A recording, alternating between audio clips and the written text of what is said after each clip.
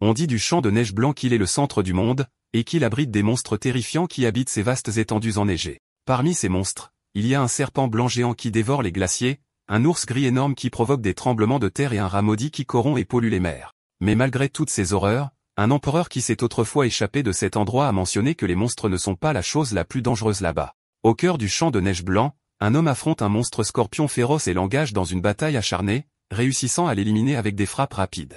Après la bataille, l'un de ses compagnons remarque avec dédain que ce qu'il a fait est exactement ce que l'on attendrait d'un barbare qui affiche toujours son ignorance comme si c'était une marque d'honneur. Le jeune homme aux cheveux argentés grommelle sur le temps qu'il a dû passer avec ces imbéciles, alors la fille lui demande innocemment la signification du mot ignorance et si c'est quelque chose qui peut être mangé, ce qui le pousse à soupirer de désespoir et à lui dire de l'oublier. Dans une autre scène, il les gronde pour avoir mangé de la nourriture qu'il leur avait explicitement déconseillé de manger sous peine de mourir.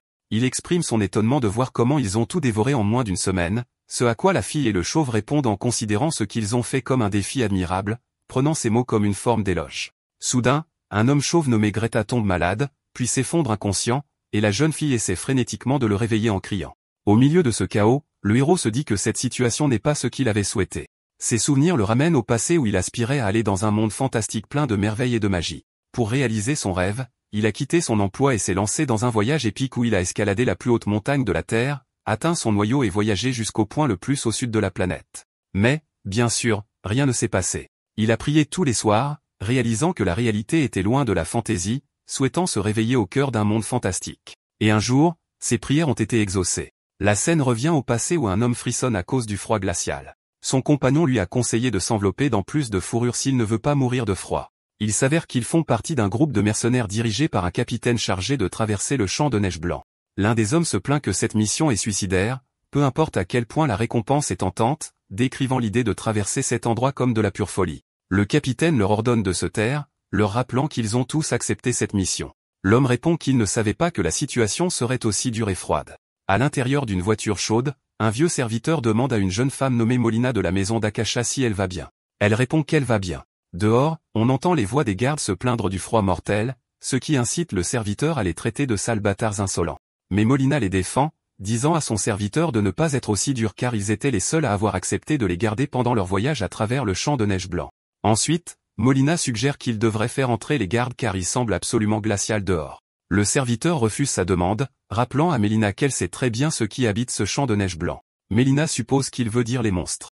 Le serviteur commence à raconter une histoire sur un empereur qui a vécu il y a longtemps et qui souhaitait contrôler le monde entier et a cherché à conquérir le champ de neige blanc pour réaliser son ambition. L'empereur a mené ses combattants et ses soldats les plus forts et est entré lui-même dans le champ de neige. Après quelques années, son empire s'est effondré et a été oublié par l'histoire, et l'empereur est revenu seul après avoir perdu tous ses combattants et soldats. Il avait l'air plus vieux de plusieurs décennies et parlait comme un homme qui avait perdu la raison, confirmant l'existence de monstres dans le champ de neige, mais il a ajouté que la chose la plus dangereuse là-bas n'est pas un monstre, mais le barbare. Il a comparé l'endroit à un enfer dont personne ne revient vivant. Le serviteur essaie de dire que ce n'est qu'une légende, mais Molina insiste sur le fait que les paroles de l'empereur avaient du poids car la plupart des créatures qu'il a décrites ont été découvertes plus tard. Le serviteur sourit et ajoute que malgré cela, personne n'a jamais prétendu avoir vu un barbare. Molina admet que ce qu'il dit est vrai. Dehors, le capitaine mercenaire ordonne soudainement à tout le monde de s'arrêter, soulignant qu'il y a quelque chose à l'horizon. Ils ne peuvent pas voir clairement la silhouette à l'horizon lointain au milieu de la neige qui tombe. Le capitaine leur dit que la bonne nouvelle est que le nouveau venu est petit, mais la mauvaise nouvelle est qu'il se dirige droit vers eux. Tout le monde est choqué et impatient. Alors que la silhouette approche, ils réalisent que c'est un humain, mais le véritable choc survient lorsqu'ils le reconnaissent comme un barbare, semant la terreur dans le cœur des mercenaires. Le barbare s'approche et leur parle, expliquant qu'il ne supportait pas la vue des autres barbares et qu'il était sorti se promener. Il se présente comme Kétal de la tribu Achin, exprimant sa surprise face à la présence d'étrangers dans le champ de neige et considérant cela comme un coup de chance. Kétal suppose qu'ils sont un groupe de mercenaires protégeant une caravane de marchands et suggère qu'ils fassent demi-tour, bien qu'il doute qu'ils le fassent. Il demande ensuite si leur employeur se trouve dans la voiture voisine. Ensuite, il les a surpris avec un sourire, disant qu'il aimerait être embauché aussi. Les mercenaires sont stupéfaits et demandent avec confusion ce qu'il veut dire. Kétal clarifie son offre. Il les aidera à traverser le champ de neige. Les mercenaires sont méfiants, se demandant pourquoi un barbare légendaire demanderait du travail, si c'est tout ce qu'il veut, et l'un se demande si cela signifie qu'il n'est pas hostile. Kétal répond à leurs doutes tacites, disant que s'il était hostile, ils seraient tous morts alors qu'il est. L'un des mercenaires demande timidement à son capitaine sa décision. À l'intérieur de la voiture, Le serviteur et Mélina entendent la conversation.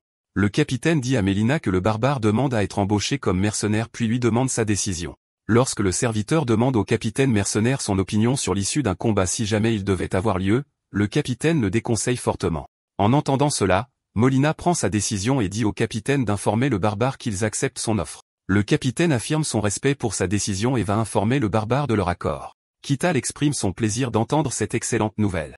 Soudain, Kital se dirige directement vers la voiture à la surprise et à l'horreur du capitaine. Kital lui dit qu'il n'y a pas besoin d'avoir peur. Ce ne sont que des employés, et il doit parler directement à l'employeur. Le capitaine l'avertit qu'il n'hésitera pas à s'occuper de lui s'il tente quoi que ce soit de suspect. Kital reste silencieux, tandis qu'un des mercenaires demande anxieusement au capitaine s'il est vraiment judicieux de le laisser la rencontrer. Un autre mercenaire se demande pourquoi il n'essaie pas de l'arrêter en tant que garde, ce à quoi son compagnon se moque en disant que l'idée de l'arrêter est une blague ridicule. À l'intérieur, le serviteur panique alors que Molina se prépare à sortir, mais elle lui demande de rester calme. La voix de Kital se fait entendre de l'extérieur, demandant s'il peut entrer, ce qui choque Molina. Après s'être ressaisie, elle l'autorise à entrer. À l'intérieur du chariot, Kital dit au serviteur qu'il espère qu'il s'est calmé, l'assurant qu'il n'a pas l'intention de leur faire du mal. Molina se dit que le légendaire barbare se tient juste devant elle. Elle le salue nerveusement, et Kital lui rend calmement la salutation. Kital commente la chaleur du chariot, notant qu'il est difficile de maintenir ce niveau de chaleur dans un champ de neige. Mélina explique que la chaleur provient de la magie, et Kital semble satisfait comme s'il s'y attendait de ce monde. Kital en vient au fait, expliquant que l'endroit est dangereux, et que leurs chances de survie avec les mercenaires actuels sont très minces, alors il prendra en charge leur protection. Mais il ajoute qu'il a une condition, alors Molina lui demande ce qu'il veut. Kital révèle sa condition, la connaissance de l'extérieur du champ de neige, en particulier les informations qu'elle possède. Mélina s'enquiert de sa demande, et Kital l'assure qu'elle ne perdra rien. Mélina réalise qu'elle n'a pas d'autre choix et accepte. Kital est satisfait de son accord et lui demande son nom. Elle se présente comme Molina de la maison d'Akasha. Il se présente à son tour comme Kital, exprimant son plaisir de travailler avec elle. Le récit se déplace vers les pensées intérieures de Kital, qui avait aspiré à un monde fantastique pour se réveiller un jour en tant que barbare dans un champ de neige sans avoir le temps de comprendre pourquoi. Il se souvient que tout ce qui existait là-bas était le froid mordant et des monstres puissants sans fin et qu'il dirigeait une tribu, luttait pour la survie et endurait tout cela dans le désespoir. Pendant d'innombrables années, il a continuellement essayé de sortir de ce misérable champ de neige, mais un pouvoir inconnu apparaissant comme une quête incomplète l'empêchait de partir car il ne pouvait partir qu'après l'avoir terminé. Et juste au moment où il était sur le point d'abandonner, des gens du monde extérieur apparaissaient parfois, bien qu'il n'ait jamais compris pourquoi ils venaient volontairement dans un endroit aussi terrible. Kital réalisa que le monde en dehors de ce misérable champ de neige est le monde de la fantaisie et de la magie auquel il avait toujours aspiré.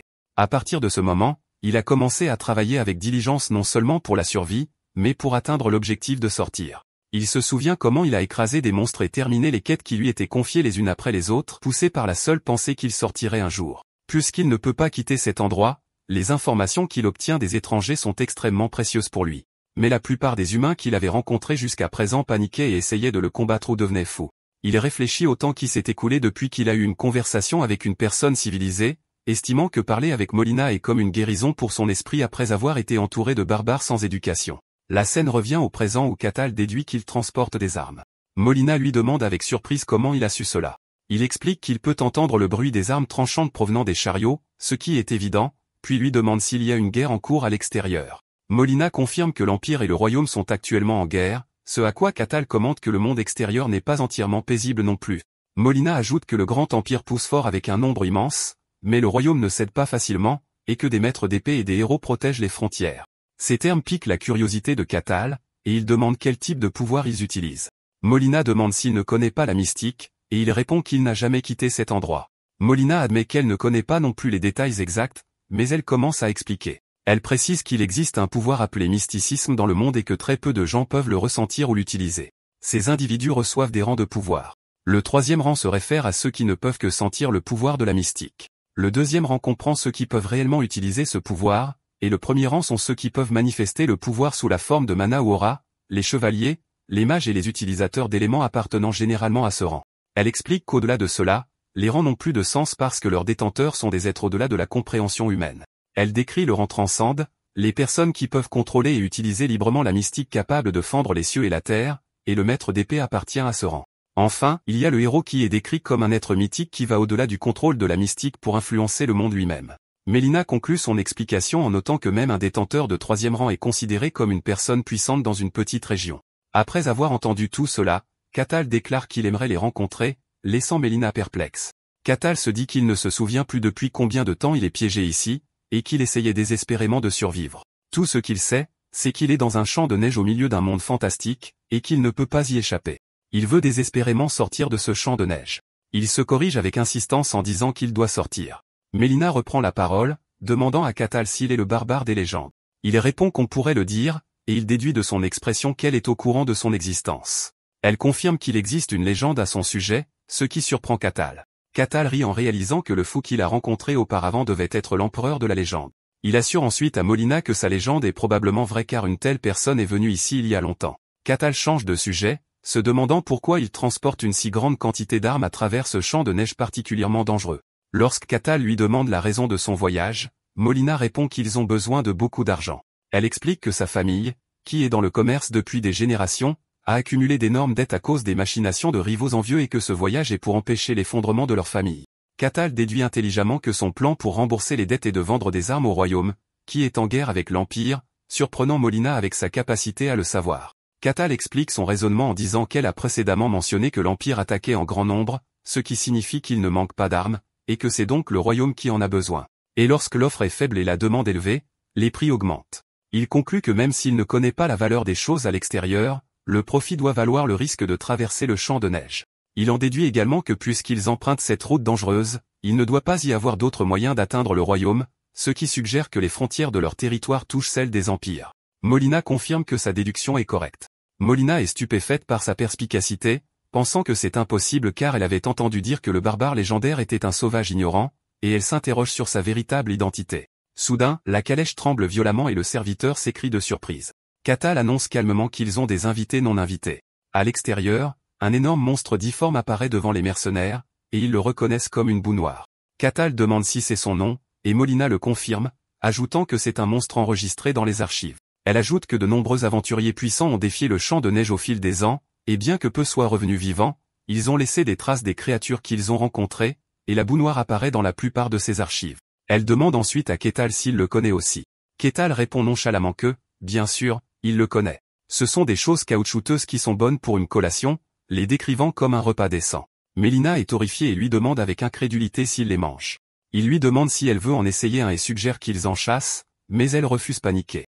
La boue noire se prépare à attaquer, et tout le monde se tourne vers Catal pour obtenir de l'aide. Mais Catal précise qu'il a un pacte avec eux pour protéger leur vie, et par conséquent, il n'interviendra qu'en cas de danger réel. Il leur dit qu'ils peuvent gérer cette chose eux-mêmes, et plus important encore, il a besoin d'évaluer par lui-même le niveau de puissance du monde extérieur. Le monstre attaque les mercenaires, et le capitaine ordonne à ses hommes de lever leurs boucliers. Les mercenaires luttent contre les puissantes attaques du monstre. L'un d'eux saute et essaie d'achever le monstre, mais il est rejeté comme un insecte, ce qui le fait maudire la force du monstre. Le capitaine se souvient d'une information importante et écrit le schéma d'attaque, expliquant que la boue noire ne peut se déplacer qu'en ligne droite et ordonne à ses hommes de se disperser et de coordonner leurs attaques. Ses hommes répondent immédiatement à l'ordre confirmant leur compréhension du nouveau plan.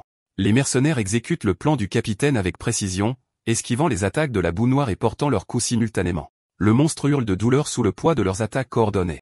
Alors qu'ils continuent de poignarder sans relâche, le capitaine les exhorte à poursuivre l'attaque sans s'arrêter. Lorsque le capitaine se rend compte que les attaques normales sont inutiles, il ordonne à ses hommes de cibler le noyau caché quelque part à l'intérieur du monstre. Le capitaine lui-même porte un coup puissant avec son épée brillante vers le bas, coupant à travers le corps de la boue. Le noyau rouge du monstre se brise et son corps commence à fondre. Les mercenaires célèbrent leur victoire, haletant, et expriment leur incrédulité d'avoir réussi à le vaincre. Mais leur célébration est de courte durée car un autre monstre, un loup blanc géant, apparaît soudainement. Les mercenaires engagent immédiatement les nouvelles menaces, l'un d'eux criant de viser le coup. Puis l'un d'eux bondit directement sur le loup. Après la bataille, l'un des mercenaires commente avec une certaine arrogance que le champ de neige blanche n'est pas si dangereux et que les rumeurs étaient probablement exagérées. Mais le capitaine lui conseille de ne pas se relâcher, en leur rappelant qu'ils ne sont même pas à mi-chemin. La conversation se tourne vers Catal, un mercenaire se demandant si le barbare est vraiment fort, soulignant qu'il ne fait que partie de la légende de l'empereur et qu'il ne s'est pas encore battu. Un autre ajoute que Catal, soi-disant au bas de la chaîne alimentaire ici, compte sur eux pour sa protection et suggère de vérifier sa force. À l'intérieur de la calèche, le silence règne entre Molina et Catal. Un mercenaire s'approche de la calèche et demande à parler à Molina. Il lui rappelle qu'ils sont des mercenaires qui risquent leur vie pour mener à bien cette mission en vertu de leur contrat avec elle. Molina exprime sa profonde gratitude pour avoir accepté cette mission dangereuse que tout le monde a fui en entendant ces détails et que sans eux, elle n'aurait même pas pu essayer. Mais le mercenaire précise qu'il y a une chose qui le dérange. Le barbare ne s'est même pas battu une seule fois. Ils lui disent qu'ils souhaitent confirmer si le barbare mérite vraiment le traitement spécial qu'il reçoit. Le capitaine affirme qu'il a essayé de les arrêter, mais ils n'ont pas écouté. Ketal, qui écoutait, intervient, disant qu'il ne voit pas d'inconvénient à tester sa force, mais pas maintenant. Il explique qu'ils ont d'autres visiteurs qui sont venus avant eux. Une nouvelle voix menaçante résonne, exprimant sa joie de l'arrivée d'humains faibles et les décrivant comme une délicatesse. Tout le monde est choqué par l'apparition de cette nouvelle menace. Un énorme serpent blanc terrifiant apparaît, leur disant de crier et de souffrir à leur guise, car cela ajoutera de la saveur à son repas. La présence écrasante du serpent provoque des cris de douleur chez Molina et les mercenaires. Ketal s'avance et ordonne au serpent de s'arrêter, déclarant que ce sont ses invités, et lui ordonne de rentrer. Le serpent demande à Ketal pourquoi il est là, lui rappelant les règles du champ de neige qui interdisent de quitter le territoire de la tribu. Ketal répond que cela ne le regarde pas, ce qui met le serpent en colère, lui disant de ne pas être ridicule. Le serpent annonce son identité en tant que serpent, se demandant comment un barbare ose lui donner des ordres, à lui, celui à qui l'immortalité a été promise. Ketal répond sarcastiquement qu'il doit alors être discipliné et se lance sur lui dans une attaque féroce. L'affrontement entraîne une explosion massive d'énergie, créant une puissante onde de choc. Molina crie à cause de l'intensité de l'explosion et de son impact. Ketal se tient au-dessus du serpent vaincu, disant que c'est le genre qui n'écoute qu'après avoir reçu une bonne raclée. Molina observe la scène avec admiration, et Ketal la rassure en lui disant qu'il en finira rapidement. Ketal lance une attaque dévastatrice finale, anéantissant le serpent dans un éclair de lumière brillante. Après ce qui s'est passé, les mercenaires qui avaient douté du pouvoir de Ketal implorent son pardon, ce à quoi il répond que ce n'est pas grave car il comprend qu'il n'est pas facile de faire confiance à un étranger. Ketal dit à Molina qu'il a une question. Il remarque que, d'après ses vêtements et sa façon de parler, elle ne semble pas être une simple représentante de sa famille et lui demande pourquoi elle a entrepris personnellement ce dangereux voyage. Après quelques hésitations, Molina révèle qu'elle est la première fille de Velika, une concubine ou seconde épouse du seigneur kazakh Akasha. Elle explique que sa mère, venue pour un mariage politique, a été utilisée et abandonnée, une mère malheureuse sans réel pouvoir. Melina avoue qu'elle et sa mère sont considérées comme faisant partie de la famille en non seulement, mais en réalité, elles sont traitées comme des servantes, puis regrette d'en avoir trop révélé. Elle confirme qu'elle s'est portée volontaire pour ce dangereux voyage, ajoutant que quelqu'un devait montrer l'exemple. Ketal lui dit qu'il comprend, la décrivant comme très intelligente, avide et très ambitieuse. Soudain, la sortie du champ de neige apparaît devant eux. Les mercenaires sont surpris par la scène qui s'offre à eux, voyant de l'herbe verte annonçant la fin de leur voyage dans la neige. Melina remercie Ketal, et il lui dit qu'ils peuvent retourner à travers l'Empire car ce sera facile après avoir vendu les armes. Molina lui a demandé ce qu'il voulait dire en la décrivant comme intelligente et ambitieuse. Ketal confirme que ces mots signifiaient exactement ce qu'il a dit. Il commence à expliquer sa déduction, disant que sa famille autrefois très respectée est maintenant en grande difficulté en raison d'un manque de fonds. Il ajoute que bien qu'elle soit la fille d'une concubine, si elle agit personnellement et trace un chemin vers le salut alors que la famille est sur le point de s'effondrer. Il demande, dans ce cas, à qui les gens feront-ils confiance et qui suivront-ils? Il conclut que son véritable objectif est de s'emparer du pouvoir réel dans la famille. Il demande ensuite s'il se trompe, et Molina admet que sa réponse est parfaite. Ketal commente que c'est une histoire courante pour l'enfant d'une concubine de relever un défi dangereux pour hériter de la famille. Molina se dit que ce barbare est intelligent, pas comme les intellectuels à moitié cuits qu'elle a rencontrés, et imagine ce que ce serait si son pouvoir, qui a vaincu le serpent blanc sans une égratignure, devenait le sien. En conséquence, elle propose à Ketal de venir avec elle s'il envisage un jour de quitter le champ de neige. Ketal décline son offre pour le moment, expliquant qu'il a encore des affaires à régler. Alors Melina lui offre un bijou. Elle lui dit que s'il sort un jour et recherche la famille Akasha, il devrait leur montrer cette pièce. Ketal accepte volontiers le cadeau. Ils échangent des adieux, Melina le remerciant et priant pour qu'ils se revoient. Ketal regarde leur voiture s'éloigner. 5 ans plus tard, dans le champ de neige blanche, un message apparaît indiquant que Ketal a terminé la quête numéro 1784 et que toutes les conditions ont été remplies. Un autre message lui apparaît, lui disant qu'il peut quitter le champ de neige, et il commence à traverser une barrière scintillante. Ketal pense que c'est enfin son premier pas dans le monde fantastique qu'il a toujours désiré. Il apprécie les odeurs de l'herbe, des animaux et de la rivière, des senteurs qu'il n'aurait jamais connues dans le champ de neige. Il exprime son bonheur avec ces nouvelles odeurs, se sentant complètement satisfait. Il crie vers le champ de neige lointain, jurant de ne jamais y retourner. Il réfléchit au fait d'avoir enfin atteint le monde dont il rêvait, le monde de fantaisie et de mystère qu'il pensait ne jamais atteindre, et que même si le point de départ était terriblement mauvais, il a réussi à survivre. Il annonce son intention de profiter de ce monde avec tous ses dragons, ses elfes, sa magie et ses épées. Il croit que son désir intense d'atteindre ce monde fantastique est ce qui l'a maintenu en vie dans cet enfer. Puis il sent un rassemblement d'êtres à proximité. Il suppose que ce rassemblement est un village et se sent excité de voir enfin une ville civilisée. Il se souvient des barbares ignorants avec lesquels il vivait et de la façon dont ils ignoraient l'importance d'un abri et ressent une forte nostalgie pour une colonie humaine bien conçue. Alors qu'il se demande comment se présenter poliment, il entend une voix. La voix annonce aux chers villageois elfes que cet endroit deviendra leur nouvelle maison. Il regarde un groupe d'elfes décharger leurs affaires et célébrer leur nouvelle maison. Un jeune elfe demande anxieusement à un aîné si l'endroit est vraiment sûr, et l'aîné l'assure que oui. Mais le jeune homme est toujours inquiet même si la zone est éloignée et inaccessible aux humains. Il exprime son inquiétude quant à la proximité du champ de neige, et l'aîné comprend qu'il craint l'apparition de monstres. L'aîné le rassure en disant que rien n'est sorti du champ de neige depuis des milliers d'années et qu'ils ont également mis en place une barrière par précaution. Il explique qu'ils ont placé une barrière de dissimulation magique basée sur l'ancienne magie elfique, donnant à l'endroit l'apparence d'une forêt ordinaire, et que tant que la barrière reste en place, aucun étranger ne peut les atteindre. Il ajoute que même si des monstres venaient, ils ont Sa Majesté la Reine, que même les monstres du champ de neige ne peuvent toucher. À ce moment précis, Cathal sent qu'il a déchiré quelque chose en marchant, se demandant s'il y avait quelque chose dans cet endroit, ignorant qu'il vient de franchir la barrière. Alors que Cathal traverse la forêt, il se demande combien de chemin il lui reste à parcourir. Soudain, il tombe sur une petite elfe perdue. Il est ravi de voir une vraie elfe, l'une des races fantastiques qu'il avait toujours imaginées, et estime que sa survie jusqu'à présent en valait la peine. La petite fille pleurait et avait peur, ayant réalisé qu'elle s'était trop éloignée et qu'elle s'était perdue. Cathal s'approche d'elle et lui dit bonjour, mais la fille panique à son apparence et s'évanouit. Alors Cathal l'attrape. Il se demande quoi faire après qu'elle se soit évanouie avant qu'il ne puisse parler et décide de la ramener à son village. Il se souvient que les elfes et les légendes sont une race pacifique et bienveillante et espère que s'il ramène l'enfant, ils l'accueilleront gentiment, et il découvrira leur hospitalité. Il attendait avec impatience cette expérience. Quand il arrive au village avec l'enfant, une femme, probablement sa mère, hurle de terreur pour son enfant, choquée par la présence d'un humain. Les elfes réagissent agressivement, lui demandant qui il est et comment il a réussi à pénétrer leur barrière. Cathal se rend compte que les choses ne se passent pas comme il s'y attendait. La mère de l'enfant continue de hurler. L'ancien elfe exprime son choc, se demandant comment un humain a pu pénétrer dans leur terre protégée avec une barrière. Un des elfes lui dit qu'il y a une fissure dans la barrière, et l'ancien panique, demandant où est Sa Majesté la Reine, et on lui dit qu'elle est partie pour une courte tournée de reconnaissance. Cathal essaie d'expliquer qu'il n'est pas leur ennemi, mais un guerrier menace de le traquer jusqu'au bout du monde s'il ne rend pas l'enfant. L'ancien déclare que leur emplacement a été exposé et conclut que, puisque la barrière a été franchie, les humains doivent être venus pleinement préparés. Il se demande depuis combien de temps les humains les traquent. Cathal se rend compte qu'il pense qu'il est un kidnappeur et décide qu'il doit d'abord dissiper le malentendu. Il place l'enfant, qui a repris conscience, sur le sol et lui dit de retourner vers son peuple. L'enfant le regarde, terrifié par son apparence effrayante, puis s'enfuit. L'enfant pleure et hurle si intensément que Cathal se demande si son visage est vraiment si effrayant. Il est un peu choqué. Il pensait que son apparence était assez correcte quand il était dans le champ de neige. Il essaie de leur parler à nouveau, expliquant qu'il a rendu l'enfant et qu'il n'est pas un ennemi, mais l'ancien crie que l'otage a été libéré et ordonne à tout le monde d'attaquer, et les elfes pointent leurs flèches sur lui. Ils tirent leurs flèches, et Cathal se demande s'il l'écoute même. Cathal réfléchit à la situation.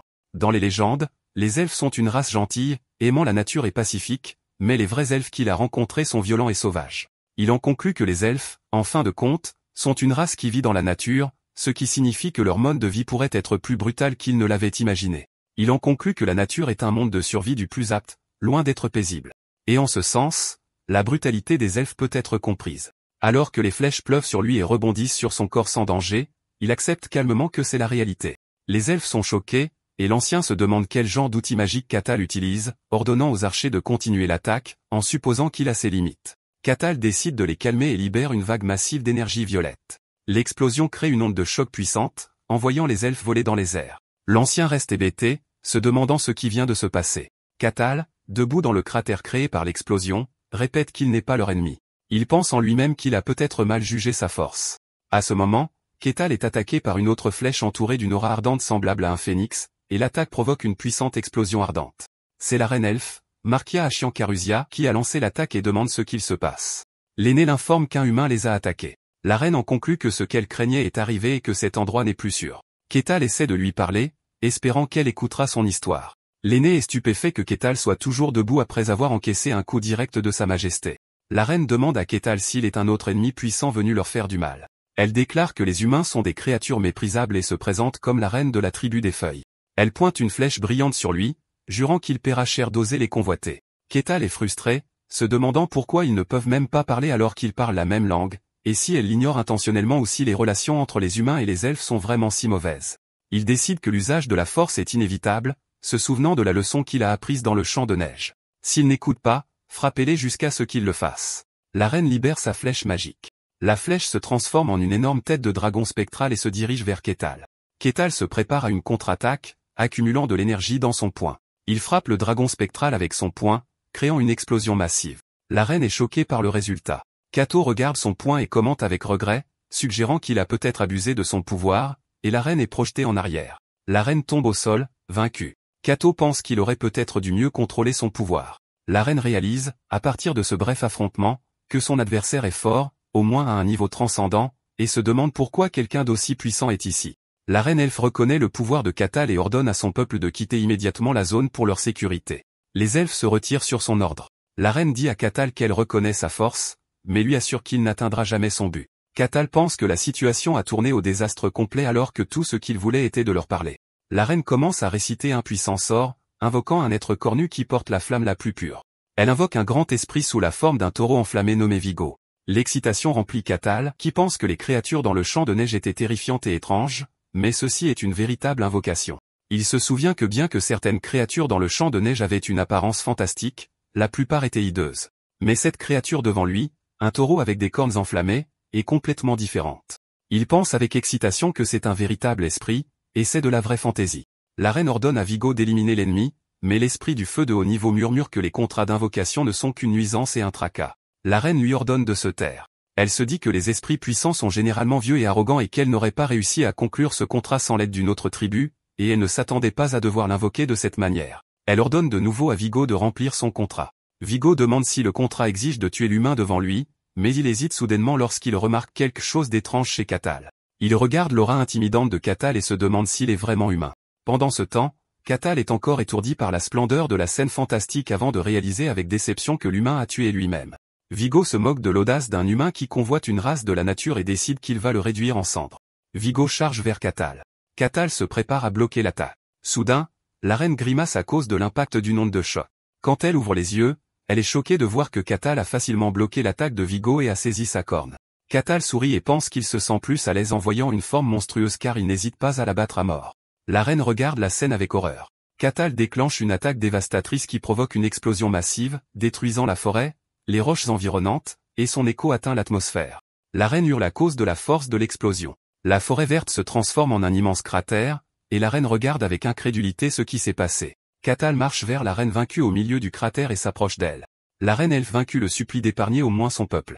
Kétal l'assure calmement qu'il n'est pas leur ennemi. La reine est choquée, incapable de parler.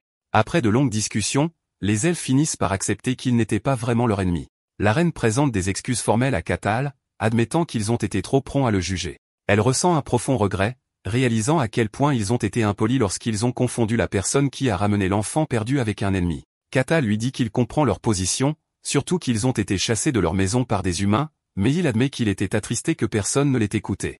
La reine confirme à nouveau avec lui qu'il n'était pas l'un des humains qui les poursuivait, et explique que c'est la première fois qu'il voit un elfe car il n'y en a pas dans le champ de neige blanche. La reine est choquée à la mention du champ de neige et le reconnaît comme le barbare cendré, et Kétal confirme que c'est le nom que les étrangers lui donnent. La reine exprime son incrédulité, ayant pensé qu'il était impossible pour les humains de survivre là-bas. Elle lui demande avec inquiétude si le fait qu'ils viennent de là signifie que d'autres peuvent venir aussi. Kétal répond qu'il ne sait pas avec certitude, mais il ne pense pas que quelqu'un d'autre sortira de la même manière que lui. Il explique qu'il y a des règles dans le champ de neige que même des êtres puissants comme les dragons ne peuvent enfreindre, et que pour une raison quelconque, il a été le seul à pouvoir s'échapper grâce à quelque chose appelé une quête, croyant que son cas est une rare exception. La reine est soulagée, puis Kato lui demande l'état de sa créature invoquée. Il lui rappelle brutalement que le taureau a été coupé en deux. La reine le rassure en lui disant qu'il n'y a pas lieu de s'inquiéter, car les esprits sont des êtres de la nature et qu'il est simplement retourné dans le monde des esprits.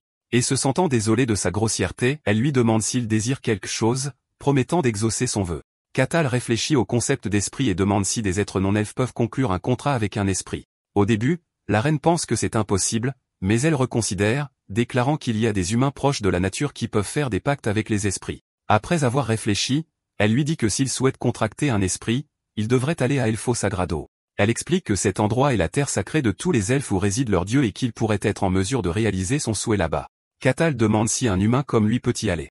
La reine répond que cela pourrait être possible avec sa recommandation et propose de lui donner l'emplacement à condition qu'il le garde secret. Les pensées intérieures de la reine révèlent qu'Elfo Sagrado est la destination de rêve pour tous ceux qui étudient les elfes. Elle pense que les elfes ne révèlent jamais son emplacement aux autres races parce que les humains représentent un grand danger pour ce lieu sacré. Malgré cela, elle décide de lui faire confiance et lui offre un cristal brillant. Cathal l'accepte avec gratitude. La reine explique que même s'il atteint la zone, leur dieu le mettra sûrement à l'épreuve. Mais elle exprime sa confiance qu'il réussira et lui souhaite un bon voyage, et Cathal la remercie. La reine se présente officiellement comme Markia Ashiankarusia, reine de la tribu des feuilles, et demande son nom. Il se présente comme Cathal, le barbare. Après un certain temps, Cathal traverse la forêt à toute vitesse. À la frontière du territoire de Barkan dans le royaume de Juintra, les gardes paniquent à cause d'un bruit tonitruant et d'une immense puissance qui s'approche d'eux. Le capitaine de la garde ordonne de sonner la cloche et à tous les gardes de se rassembler immédiatement. Cathal arrive soudainement, son atterrissage puissant provoquant un tremblement qui soulève la poussière et les débris. Le capitaine de la garde est choqué par son apparition soudaine. Cathal les salue et leur demande s'ils sont les gardes. Les gardes sont déconcertés et prudents. Ils se demandent s'il est la source du bruit et s'il est un ennemi.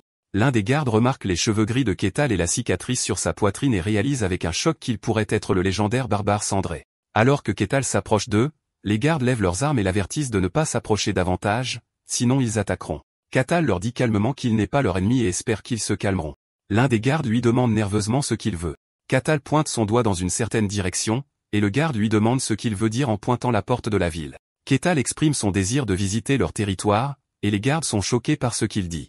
La scène se déplace vers une pièce où le capitaine des gardes demande à Cathal si son but est simplement de passer. Cathal répond qu'il aimerait rester un certain temps si possible, mais il ne sait pas combien de temps. Le capitaine lui demande son nom, et il répond, Cathal. Lorsque le capitaine demande une preuve d'identité ou quelqu'un qui puisse confirmer son identité, Cathal dit qu'il n'a rien de tel. Cathal se souvient de l'écusson que Molina lui a donné, se rappelant ces mots de le montrer à la famille Akasha s'il sortait un jour du champ de neige. Il présente l'écusson et demande si cela est suffisant. Cathal explique que c'est l'écusson de la famille Akasha, et qu'il l'a reçu d'un descendant de cette lignée. Le capitaine a reconnu le nom comme étant celui de la famille de marchands du royaume de Dignan. Le capitaine se souvient avoir entendu parler d'une famille de marchands venus dans le champ de neige il y a quelques années et note que l'influence de la famille Akasha s'est rapidement accrue récemment après un changement à la tête de la famille. Cathal demande à nouveau si l'écusson est suffisant pour confirmer son identité. Le capitaine dit qu'il n'a pas l'air faux, mais qu'il est difficile de le confirmer car il ne vient pas de leur royaume. Le capitaine décide que, bien que l'écusson ne soit pas une confirmation complète, il est utile. Il autorise Cathal à entrer, mais à une condition. Il précise que la condition est de confirmer qu'il n'est pas une personne dangereuse.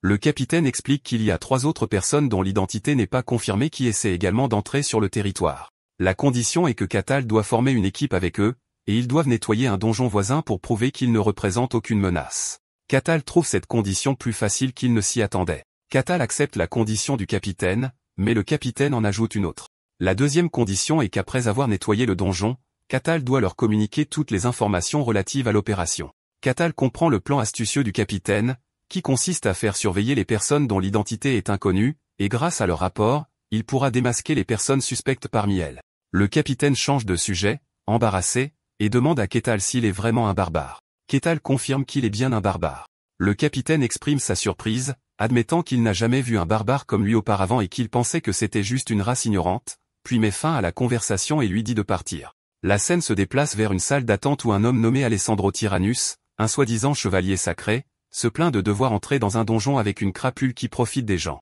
Un voleur nommé Cassan Akretork, demandant sarcastiquement si le vieil homme déverse sa colère sur lui parce qu'un autre voleur lui a escroqué tout son argent.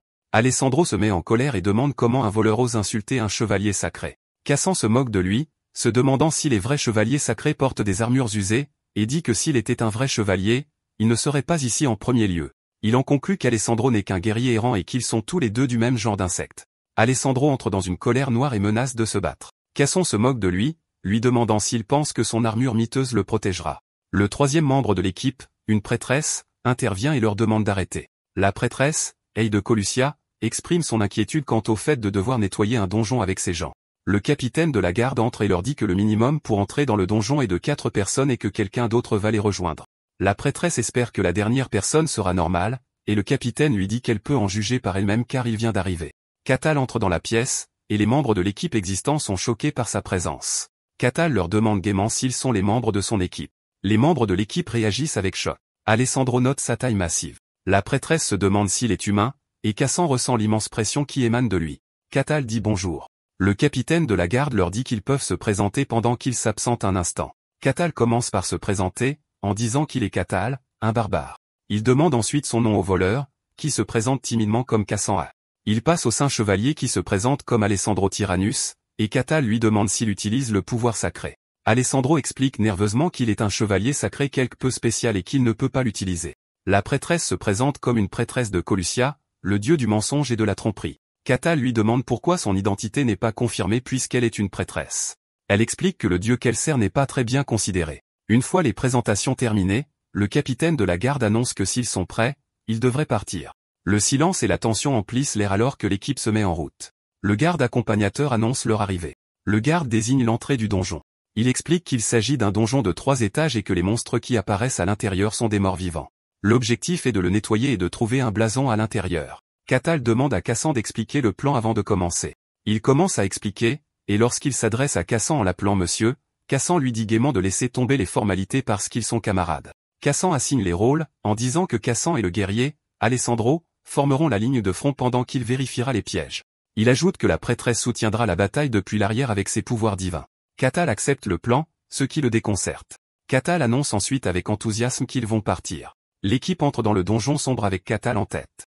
À l'intérieur, Cassant remarque l'obscurité noire et l'absence de pièges ou de clés habituelles, trouvant cela étrangement ordinaire. Soudain, Cassant arrête le groupe, soulignant qu'il y a un monstre, bien que Catal ne voit rien. Il montre les fragments d'os éparpillés sur le sol, expliquant que ce sont des squelettes qui se lèveront et les attaqueront s'ils s'approchent davantage.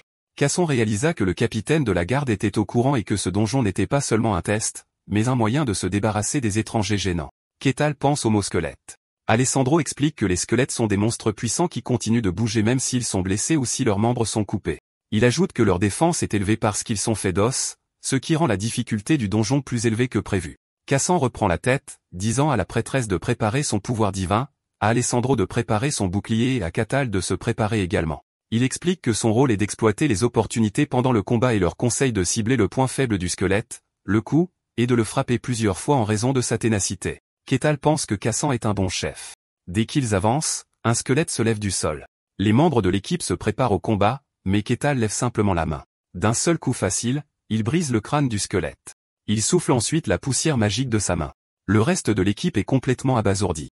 Catal fait remarquer à Cassant qu'il avait raison. Les squelettes ne bougent plus après que leurs têtes ont été écrasées. Cassant rit nerveusement et explique que ce n'est pas ce qu'il voulait dire. Briser les os d'un squelette d'un seul coup est presque impossible, même pour un épéiste habile, à moins qu'il ne puisse utiliser l'aura, ce qui signifie que la force de Catal dépasse l'entendement. Cassant poursuit ses réflexions, expliquant que la seule façon de vaincre un squelette renforcé par la magie du donjon est d'attaquer à plusieurs reprises son cou pour sectionner l'os du cou, un peu comme abattre un arbre. Il conclut que ce que Catal a fait, briser la tête du squelette et la réduire en poudre d'un seul coup, est logiquement impossible. Il admet qu'il savait que Catal était fort dès le premier instant, mais il n'avait jamais imaginé qu'il était aussi fort.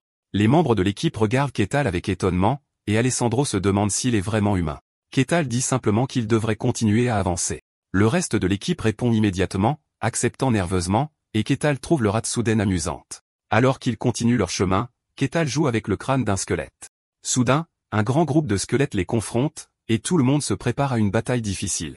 Mais Catal les arrête et demande une faveur. Il a demandé à s'occuper lui-même de ces squelettes, en justifiant cela en disant qu'il a des choses qu'il veut vérifier.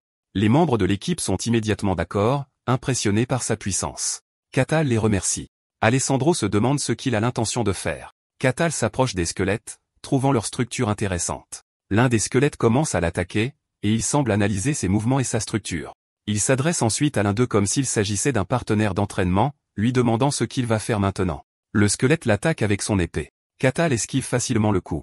Il saisit ensuite la main du squelette et demande avec un sourire ce qu'il va faire à ce sujet. Il casse ensuite le bras du squelette à main nue, et le squelette est surpris par ce qui s'est passé et se sent insulté. Il attrape ensuite habilement son épée tombée avec son autre main. Catal se moque de la situation, commentant la capacité du squelette à changer de main. Lorsque le squelette attaque, Catal saisit à nouveau sa main. Il casse ensuite la lame et démonte le bras du squelette. Le squelette continue d'attaquer, mais Catal l'esquive avec facilité. Il bloque le coup direct du squelette avec ses mains, souriant et exprimant son admiration pour le squelette possédant une intelligence. L'un des membres de l'équipe gémit d'incrédulité. Alessandro est complètement stupéfait lorsqu'il réalise la réalité de la force apparemment impossible de Catal. Alessandro se dit que c'est un vrai barbare. Catal retire le crâne du squelette puis l'écrase sous son pied. Il s'est ensuite excusé auprès de l'équipe de les avoir fait attendre, mais les membres de l'équipe, maintenant dans un état de respect, lui disent qu'il peut faire ce qu'il veut. Lorsque Catal suggère qu'il continue, l'équipe accepte nerveusement. Ils atteignent l'entrée du deuxième étage. Un Cassant épuisé suggère de faire une courte pause. Catal est d'accord, au grand soulagement de Cassant. Pendant leur pause, Catal dit qu'il a des questions sur le donjon. La prêtresse Aye l'invite à demander. Catal commence son discours en admettant timidement qu'il manque de connaissances. Aye l'encourage, disant que le désir d'apprendre est une qualité merveilleuse, et lui demande ce qui l'intrigue. Catal remarque que le donjon était très proche du territoire. Il demande si la présence de donjons et de monstres près des lieux d'habitation ne pose pas problème. Il explique que les monstres des donjons ne sortent généralement pas et que, bien qu'il y ait des exceptions, elles sont gérées à l'avance. Cassant ajoute que les donjons apparaissent naturellement, parfois sous forme de grottes ou de tours. Il souligne que la plupart d'entre eux apparaissent près des grands centres de population. Il ajoute que lorsqu'un donjon apparaît, le territoire évalue son niveau de danger, puis des gens comme eux sont envoyés pour s'en occuper. Catal demande s'ils apparaissent à l'intérieur du territoire lui-même, et la prêtresse précise qu'ils apparaissent à une certaine distance des zones peuplées. Catal demande ensuite s'il y a une récompense pour avoir réussi à nettoyer le donjon. Il confirme cela, expliquant qu'il y a généralement un boss à l'étage supérieur, et que le vaincre octroie diverses récompenses, et que les récompenses dans un donjon de ce niveau seraient très bonnes. Catal sourit et pense que c'est comme un jeu. Et quand Yaz lui demande, il prétend qu'il se parlait à lui-même. Il a posé une dernière question. Qui fait ces donjons? L'équipe est décontenancée par la question, et Aye répond qu'ils apparaissent naturellement, et que personne ne les fait. Catal trouve cela étrange, soulignant qu'ils apparaissent près des centres de population comme s'ils étaient faits pour être explorés. Il poursuit son analyse, disant qu'ils apparaissent près des lieux d'habitation et les attirent avec des récompenses. Il conclut qu'ils semblent trop artificiels pour être un phénomène naturel. Diaz est étonnée, réalisant la vérité dans ses paroles. Elle admet qu'elle n'y avait jamais pensé auparavant parce que cela semble évident. Casson pense en lui-même qu'il ne l'a jamais remis en question parce que c'était un principe accepté dans les faits et se demande comment ce barbare pourrait remettre en question une telle vérité. Il conclut ses pensées en déclarant que les barbares sont une race ignorante et sauvage, des êtres cruels et impitoyables, et que ce fait n'a pas changé. Cassan continue de penser en lui-même, se demandant si ce barbare est vraiment normal. Cassan attire l'attention de l'équipe, leur demandant s'ils se sont suffisamment reposés. Les membres de l'équipe confirment nerveusement que c'est le cas. Cassan leur dit joyeusement qu'ils devraient repartir. L'équipe s'aventure plus profondément dans le donjon. Ils rencontrent quelque chose, et Cassan s'enquiert. Cassan explique que c'est un coffre au trésor, l'une des récompenses du labyrinthe, et dit à Catal qu'il peut l'avoir s'il peut l'ouvrir. Il ajoute que l'ouverture d'un coffre de ce niveau nécessite un voleur qualifié ayant une capacité avérée en crochetage de serrure. Cassan déplore qu'un voleur avec une telle compétence n'aurait pas besoin d'entrer dans un donjon, suggérant qu'il devrait l'abandonner, mais Cassan dit simplement à Cassan de l'ouvrir. Cassan est choqué. Cassan souligne qu'il s'agit d'un coffre au trésor, et Cassan est un voleur. Catal explique avec enthousiasme qu'ouvrir des coffres au trésor est l'essence du travail d'un voleur et qu'il est excité de voir les compétences d'un voleur par lui-même. Cassan pense que Catal n'a pas tort, mais il y a un problème. S'il pouvait le faire, il ne serait pas ici en premier lieu. Sa lutte interne révèle son manque de confiance en soi. Il n'est qu'un voleur mineur, même pas reconnu par la guilde des voleurs, et il ne possède pas réellement de compétences en crochetage. Il ne peut pas dire la vérité à Catal, craignant que l'anticipation dans ses yeux ne se transforme en déception. Catal intervient quand il voit son hésitation, demandant s'il est incapable de faire même cela, le traitant d'inutile. Poussé par la peur, Cassan accepte d'essayer. Pendant qu'il travaille, il sent le regard perçant de Catal derrière lui, pensant avec terreur qu'il ne survivra pas s'il échoue. Il essaie désespérément de se souvenir des compétences qu'il a vu un autre voleur utiliser lorsqu'il travaillait comme son porteur. Il met sa vie en jeu et se concentre de toutes ses forces. Katao le regarde, perplexe face à cet effort intense. Avec un clic, Cassan réussit, annonçant avec des larmes dans les yeux que le coffre est ouvert. Il exprime son admiration sincère, disant que c'est incroyable et qu'elle ne s'attendait jamais à voir un voleur qualifié ouvrir un coffre au trésor elle-même. Kata le félicite pour son travail impressionnant. Cassan traverse un moment de crise existentielle. Il s'était toujours enorgueilli de faire de son mieux pour survivre, mais à ce moment, il remet en question cette croyance pour la première fois de sa vie, se demandant s'il a vraiment fait de son mieux tout ce temps. Et avec cela, Cassan perd sa fierté. Catal demande la valeur du trésor, et Cassan estime que c'est suffisant pour qu'une famille moyenne vive confortablement pendant environ un mois. Catal demande à Cassan d'organiser les récompenses. Alors que Cassan commence à trier le trésor, il hurle soudainement de terreur. L'équipe avance prudemment et continue son chemin. Il trouve un autre squelette allongé sur le sol, et Catal leur dit d'attendre. Catal remarque 4 crânes, déduit qu'il y a 4 squelettes au total et annonce qu'il s'occupera de 3 d'entre eux. L'équipe est stupéfaite. Catal leur dit avec un sourire qu'il leur laissera le dernier squelette. Cassan comprend que c'est un vrai combat et un test pour eux, et le reste de l'équipe comprend la situation et est d'accord. Les squelettes commencent à s'assembler à partir d'un tas d'os, un spectacle que Cassant trouve terrifiant. Les 4 squelettes se lèvent pour les affronter. Cassant ordonne à tout le monde d'engager le combat, et la prêtresse Aie commence à chanter sa prière. Les squelettes se précipitent vers eux. Alors que l'un d'eux bondit vers Cassant, Catal attrape le reste des squelettes, leur disant de ne pas gâcher cette scène rare. Un squelette attaque Alessandro, qui le bloque avec son bouclier. Alessandro esquive l'attaque, et Cassant intervient pour attaquer le même squelette. Il a lancé le sort d'ombre d'illusion qui frappe le squelette et le fait chanceler. Catal regarde et rit, commentant qu'il est rare de voir un exemple typique de combat de groupe organisé. Il élimine les 3 squelettes dans ses mains, puis dit qu'il peut maintenant profiter du spectacle. Cassant continue d'essayer d'attaquer le squelette. Les membres de l'équipe réalisent que Catal est en train de les tester. Le dernier squelette restant pour l'équipe semble confus après la disparition de ses camarades. Cassant pense que s'ils montrent de la faiblesse, ils mourront. Après la fin de la bataille, l'équipe apparaît extrêmement épuisée. Catal pense que ceux qui sont venus sur le champ de neige étaient tous forts. L'équipe avance, et bien que les monstres du 3e étage soient également des squelettes, grâce au leadership de Catal, ils ont progressé sans trop de difficultés jusqu'à ce qu'ils atteignent enfin leur destination. Ils arrivent dans la pièce la plus profonde du donjon. Là, ils trouvent le boss du donjon, un chevalier squelettique assis sur un trône. Aie est choqué, se demandant pourquoi un tel être est ici. Catal demande si ce monstre est différent des autres, et Aie confirme qu'il est très fort. Elle explique que le chevalier squelettique est un adversaire qui ne peut être affronté que par ceux qui sont au niveau chevalier, et ce monstre dépasse leur capacité à gérer, puis demande ce qui se passerait s'il décidait de faire demi-tour. Cassant explique que dans ce cas, le territoire mènerait une enquête. Et s'il trouvait que la décision était raisonnable, l'affaire serait généralement résolue sans problème. Catal décrit la décision de l'équipe de se retirer comme raisonnable.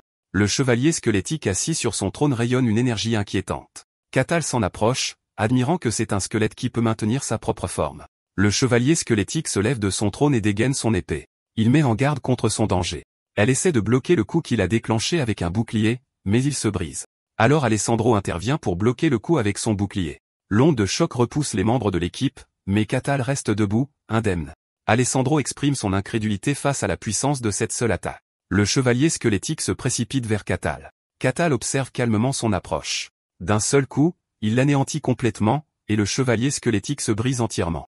Le reste de l'équipe est complètement stupéfait. Catal se dépoussière les mains et demande simplement si c'est tout. Un nouveau coffre au trésor apparaît, et Catal appelle Cassant. Il demande s'il peut l'ouvrir, et Cassant répond paniqué que c'est impossible car il est protégé par une serrure de haut niveau au-delà de ses compétences. Catal commente que c'est dommage, et Cassant convient qu'il devrait abandonner le coffre. Cassant ignore cela et se prépare à fracasser le coffre de force, choquant Cassant. D'un coup puissant, Cassant brise le coffre et l'ouvre. Cassant commente que la récompense pourrait être plus grande de cette façon et demande à Cassant de ramasser le butin. Cassant se dit qu'il n'a jamais entendu parler de fracasser un coffre au trésor de force et se demande pourquoi Catal lui a demandé d'ouvrir le premier coffre s'il pouvait simplement le fracasser. Ils sortent du donjon qui commence à disparaître. Cassant explique que lorsqu'un donjon est complètement vidé, il disparaît, et il en conclut qu'il n'y avait pas de salle secrète cette fois-ci. Le concept d'une salle secrète intéresse Cassant, et Cassant lui dit qu'elles existent mais sont rares, ce que Cassant trouve intéressant. Le capitaine de la garde les attend, choqué par le retour rapide. Le capitaine pose des questions sur le donjon, et Catal répond que c'était très satisfaisant. Le capitaine leur dit qu'il suivra les procédures de sortie et leur demande de l'accompagner un par un. La prêtresse est interrogée en premier, et elle ne signale aucun problème majeur. Le capitaine de la garde lui demande si elle pense que le barbare peut rester sur le territoire. Le capitaine de la garde pense en lui-même, hésitant quant à la décision de laisser le barbare rester, notant que son ambiguïté ne se manifeste que lorsqu'on parle de lui. Il en conclut que vider le donjon n'était qu'un moyen, et que le véritable objectif était d'exposer les individus dangereux. Lors de l'interrogatoire de Cassant, il mentionne que Catal ne semble pas être du genre à causer des problèmes. Alessandro rapporte que le barbare est brutalement fort mais n'a blessé personne, concluant qu'il est complètement différent des barbares ordinaires. Lorsque Catal est interrogé, il fait l'éloge des membres de son équipe, félicitant Cassant pour son excellent travail de désamorçage des pièges et pour avoir essayé d'ouvrir le coffre, Alessandro pour avoir tenu la ligne de front en tant que guerrier, et il a ses prières qui les ont soutenus au combat. Le capitaine trouve cet éloge mutuel inhabituel car les étrangers forcés de travailler ensemble finissent rarement par se faire des éloges. Le capitaine prend sa décision et leur accorde la permission d'entrer, mais les avertit qu'ils seront expulsés s'ils causent des problèmes. Il leur donne ensuite la récompense pour avoir nettoyé le donjon et leur demande de la partager entre eux, ce qui impressionne Cassant qui note que les gardes s'emparent parfois eux-mêmes de la récompense. Catal annonce joyeusement que la récompense doit être partagée équitablement. Les autres membres sont confus et refusent leur part, disant qu'ils vont bien sans elle. Mais Catal insiste sur le fait qu'ils ont nettoyé le donjon en équipe, donc la récompense doit être partagée équitablement, et il n'accepte aucune objection. Il suggère ensuite avec enthousiasme de célébrer en buvant dans une taverne voisine. L'équipe accepte nerveusement, mais ils sont en fait terrifiés et souhaitent juste pouvoir rentrer chez eux en toute sécurité. Alors que l'équipe entre sur le territoire, le capitaine pense au rapport qu'il va déposer, se concentrant sur le fait qu'un barbare a éliminé un chevalier squelettique d'un seul coup. Il en conclut que Ketal n'est pas un barbare ordinaire, mais brutalement fort, au moins au niveau d'un chevalier, et qu'il est un être anormal et légendaire. Le capitaine ordonne à l'un de ses subordonnés de garder la porte pendant qu'il va faire son rapport au seigneur. Le capitaine entre dans la salle du trône pour remettre son rapport. Le seigneur du territoire de Barkan, Luc Barkan, l'interroge sur cette affaire. Le capitaine l'informe de l'apparition d'un barbare sur le territoire. Lorsque le seigneur lui demande s'il lui a accordé la permission d'entrer, le capitaine confirme, expliquant qu'il n'a vu aucun problème majeur avec lui. Le seigneur demande alors quel est le problème. Le capitaine explique que le problème est que le barbare est si fort qu'il pourrait poser problème. Le seigneur demande quelle est sa force. Le capitaine lui dit qu'il a éliminé un chevalier squelettique d'un seul coup. Le seigneur répète cette information, notant que vaincre un tel monstre nécessite au moins la force d'un chevalier. Il réfléchit à la nature des barbares en tant qu'êtres simples et sans éducation qui résolvent tout par la force brute. Il en conclut que Ketal est au moins de premier rang, et le capitaine confirme que c'est le scénario le plus probable sans exclure la possibilité qu'il soit encore plus fort. Le seigneur considère que la présence d'un guerrier aussi puissant, un barbare qui croit que la force prime, causera des maux de tête. Il ordonne qu'on le convoque. Il explique que la simple présence de quelqu'un d'aussi puissant errant sur le territoire est un risque en soi et qu'il préférerait le voir lui-même malgré le danger potentiel. Lorsque le capitaine exprime son inquiétude pour la sécurité du seigneur, ce dernier le rassure en lui disant qu'il a son propre chevalier. Un énorme chevalier en armure apparaît derrière le trône, choquant le capitaine. Lord Barkin demande l'avis de son chevalier. Le chevalier répond avec confiance que bien que Ketal puisse être fort, il n'est toujours qu'un barbare ignorant et ne ferait pas le poids face à ses compétences d'escrime, qu'il a apprises directement d'un grand maître d'armes. Le seigneur décide qu'il parlera lui-même au barbare et ordonne qu'on le convoque. Pendant ce temps, Ketal fait la fête avec son équipe dans une taverne. Le reste de l'équipe a l'air complètement épuisé par l'appétit gargantuesque de Ketal pour la nourriture et les boissons. Ketal commente que la nourriture est délicieuse et que l'endroit est calme, et leur dit de manger ce qu'ils veulent à ses frais. Il se tourne vers Alessandro et vérifie qu'il est bien un paladin. Il lui demande ensuite quel type de pouvoir sacré il utilise, car il ne l'a vu en utiliser aucun dans le donjon. Alessandro explique nerveusement qu'il est encore en phase d'entraînement et que son pouvoir divin ne s'est pas encore éveillé. Ketal commente que c'est dommage, puis demande à la prêtresse et à s'il y a un temple pour sa déesse, Kalusia, à proximité. Ayaz répond qu'elle ne pense pas, car sa déesse n'est pas très bien accueillie. Il est expliqué que Kalusia est la déesse des mensonges et de la tromperie, une divinité exclue et rejetée par la population générale. Ayaz demande à Ketal à quel point il est réellement fort. Ketal répond qu'il n'est pas sûr de son rang, car il vient de quitter le champ de neige et leur a demandé à son tour la force du chevalier squelettique. Ayaz explique que pour affronter un chevalier squelettique, il faut être au moins de deuxième rang, et pour le vaincre d'un seul coup comme Ketal l'a fait, il faut être de premier rang. Ketal en conclut que son niveau de puissance est considéré comme étant de deuxième rang. À ce moment, le propriétaire paniqué de la taverne les interrompt, annonçant que la taverne est sur le point de fermer, terrifié par la présence des barbares. Ketal s'excuse et demande à tout le monde de partir. Quand il leur demande s'ils ont d'autres projets, ils affirment tous dans la panique qu'ils sont très occupés. Ketal exprime ses regrets et leur fait ses adieux, espérant les revoir. Mais leur pensée collective est qu'ils ne veulent plus jamais le revoir. Plus tard, Ketal se repose dans un lit dans une auberge. Il est reconnaissant de pouvoir se permettre l'auberge grâce aux récompenses du donjon. Il considère cet endroit comme un paradis comparé au champ de neige. Il pense à son long voyage pour atteindre la civilisation et à son désir d'explorer davantage. Il décide qu'il veut partir à l'aventure et envisage des destinations comme le sanctuaire des elfes, la tour de la magie et la capitale royale. Il est réveillé par un coup violent à la porte. Le capitaine de la garde est à la porte et s'excuse de l'avoir réveillé. Le capitaine l'informe que le seigneur veut le voir personnellement. Ketal est intéressé de savoir que le maître de cette terre veut le rencontrer. Il accepte joyeusement. Alors qu'il s'habille, le capitaine est perplexe face à son accord facile, se demandant s'il est venu au bon endroit. Alors que Ketal traverse le territoire, qu'il n'avait vu que de nuit auparavant, il trouve la scène diurne absolument merveilleuse. Il pense joyeusement que si c'est le genre de fantasme chanceux qu'il va avoir, il l'accueille à tout moment. Le garde qui l'accompagne est déconcerté et décide qu'il devrait distraire Ketal autant que possible. Le capitaine de la garde annonce l'arrivée du barbare au seigneur, qui lui ordonne de le faire entrer. Ketal entre dans la salle du trône. Lord Luc Barkan, le maître du territoire de Barkan dans le royaume de Juintra, lui souhaite la bienvenue. Il se serre la main, et Ketal exprime son plaisir de rencontrer le seigneur légitime du territoire. Il se présente comme Ketal le barbare. Le garde est choqué de voir un barbare incliner la tête. Le seigneur pense que les barbares ne baissent jamais la tête parce que la force est tout pour eux et commente sarcastiquement que si l'on vit assez longtemps, on verra tout. Le seigneur commente que Ketal a appris les bonnes manières et l'invite à s'asseoir. Catal contemple la conception du château du Seigneur. Il remarque le chevalier qui garde le Seigneur et compare le château à ceux de l'époque médiévale. Il est stupéfait de voir un vrai chevalier tel qu'il l'avait imaginé enfant, mais le chevalier émettait une intention de tuer claire et forte. Le chevalier pense que Catal est fou de montrer une telle aura en présence du Seigneur et jure qu'il ne repartira pas vivant d'ici. Le Seigneur dit à Catal que la raison de sa convocation est simple. Il veut confirmer certaines choses. Catal acquiesce et demande ce que le Seigneur veut confirmer. Lorsque le Seigneur l'interroge sur son origine, Catal répond qu'il vient de l'endroit le plus froid du monde, un monde recouvert de blanc. Il précise qu'il vient du champ de neige blanche, ce qui choque le Seigneur et son chevalier. Le Seigneur réalise que Catal est vraiment un barbare issu des légendes, un fait difficile à accepter. Catal ajoute que c'était un endroit horrible, et que le Seigneur accepte ou non ce fait et son choix. Le Seigneur change de sujet et pose une autre question sur la force de Catal. Catal reformule la question, disant que ce qui compte, c'est à quel point sa force est dangereuse. Il répond que c'est la mauvaise question parce qu'il ne connaît pas les normes en dehors du champ de neige.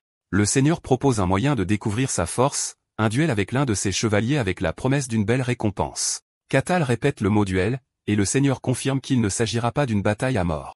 Catal sourit et dit qu'il aime l'idée, se sentant excité à la simple pensée de se battre en duel avec un chevalier. Ses pensées révèlent son immense excitation, pas seulement de se battre en duel avec un chevalier, mais un chevalier d'un monde fantastique, un être qui utilise un pouvoir mystérieux et une aura. Catal pense avec enthousiasme qu'il attend vraiment ce duel avec impatience, le considérant comme une chance d'assister de près aux compétences d'un vrai chevalier. En revanche, Lord Barkin pense que malgré la politesse de Catal, un barbare reste un barbare, et sa nature bestiale qui aime se battre ne change pas. Les deux combattants se retrouvent dans une grande arène de duel. Le Seigneur annonce le début du match, exprimant son espoir qu'aucun sang ne sera versé. Le chevalier dit avec arrogance à Catal de considérer comme un honneur d'être témoin de son art de l'épée. Catal répond qu'il l'espère bien. Le chevalier est irrité par le calme de Catal et jure de lui montrer l'énorme différence de compétences. Le chevalier lance son attaque, son épée se multipliant apparemment en 3. Catal est surpris par cette technique et réalise que ce n'est pas qu'une illusion et que les 3 épées sont réelles et se demande si c'est de l'escrime. Le chevalier est impressionné par la capacité de Catal à esquiver son attaque de justesse, mais ne voit pas la nécessité d'un suivi. D'un simple coup de doigt de Catal, l'épée se brise et le chevalier est confus et se demande ce que c'était. Avant qu'il ne s'en rende compte, Catal lui attrape le visage. Il le jette et le chevalier est vaincu d'un seul coup. Le Seigneur est absolument choqué, réalisant qu'un chevalier de premier rang a été vaincu d'un seul coup et s'émerveille de la puissance écrasante de Catal. Catal demande si le match est terminé. Le Seigneur choqué confirme que oui. Le Seigneur évalue la situation dans son esprit. Un barbare vainc un chevalier de premier rang d'un seul coup. Sa puissance est monstrueuse, au moins à un niveau surnaturel, et la profondeur de sa puissance est encore inconnue. Il conclut qu'un barbare avec une telle puissance pourrait perturber l'équilibre des forces dans le monde. Il décide qu'il est temps d'informer cette personne, l'une des rares personnes au monde à porter le titre de maître d'épée. Le Seigneur contemple l'arrivée du maître d'épée, se demandant s'il sera intéressé par la question. Soudain, un vieil homme aux cheveux blancs apparaît dans la pièce du Seigneur. Le Seigneur rit, disant que les goûts du maître d'épée sont toujours aussi étranges, et l'autre répond qu'il faut un peu de divertissement dans la vie. Le maître d'épée qui s'appelle Cain a demandé au Seigneur de lui parler de cette affaire intéressante. Lord Barkan accueille le maître d'épée Cain, exprimant son honneur de sa visite avec un si court préavis. Pendant ce temps, le chevalier qui a affronté Catal se rétablit dans son lit. Le Seigneur lui rend visite et s'enquiert de sa santé. Le chevalier s'excuse et dit qu'il ira bien dans quelques jours. Le maître d'épée Cain apparaît et gronde son élève, lui disant qu'il devrait s'excuser auprès de lui pour avoir perdu contre un barbare inconnu. Cain examine son élève, notant qu'il n'a aucune blessure. Il pense qu'il a vu l'armure de son élève complètement brisée, et compte tenu de son état, il aurait été normal qu'il meure. Pourtant, son corps est intact. Cain se demande si le barbare contrôlait délibérément son pouvoir. Le Seigneur acquiesce, ajoutant que Catal n'est pas juste un barbare imprudent, mais qu'il peut contrôler son pouvoir avec une précision étonnante. Cain conclut que montrer une telle retenue signifie que le pouvoir de Catal dépasse de loin le niveau du chevalier et qu'il est au moins à un niveau surnaturel. Cain sombre dans une profonde réflexion. Lord Barkan lui demande son avis, comparant la force de Catal à la sienne. Cain répond avec assurance que malgré la force de Catal, il est un maître d'armes et que même un pouvoir surnaturel ne peut l'atteindre. Cependant, Cain note que Catal n'a pas utilisé l'aura et possède pourtant une puissance aussi immense. Il convient que cela est impossible par des moyens normaux et se demande si c'est le pouvoir des barbares du champ de neige blanche.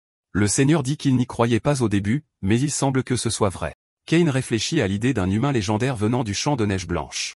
Il se demande si Catal est vraiment humain ou peut-être d'une autre race, mais il rejette l'idée qu'il soit d'une autre race. Il en déduit que s'il l'était, il n'aurait montré aucune considération pour les humains en épargnant la vie du chevalier et conclut que cela doit être une erreur de jugement de sa part.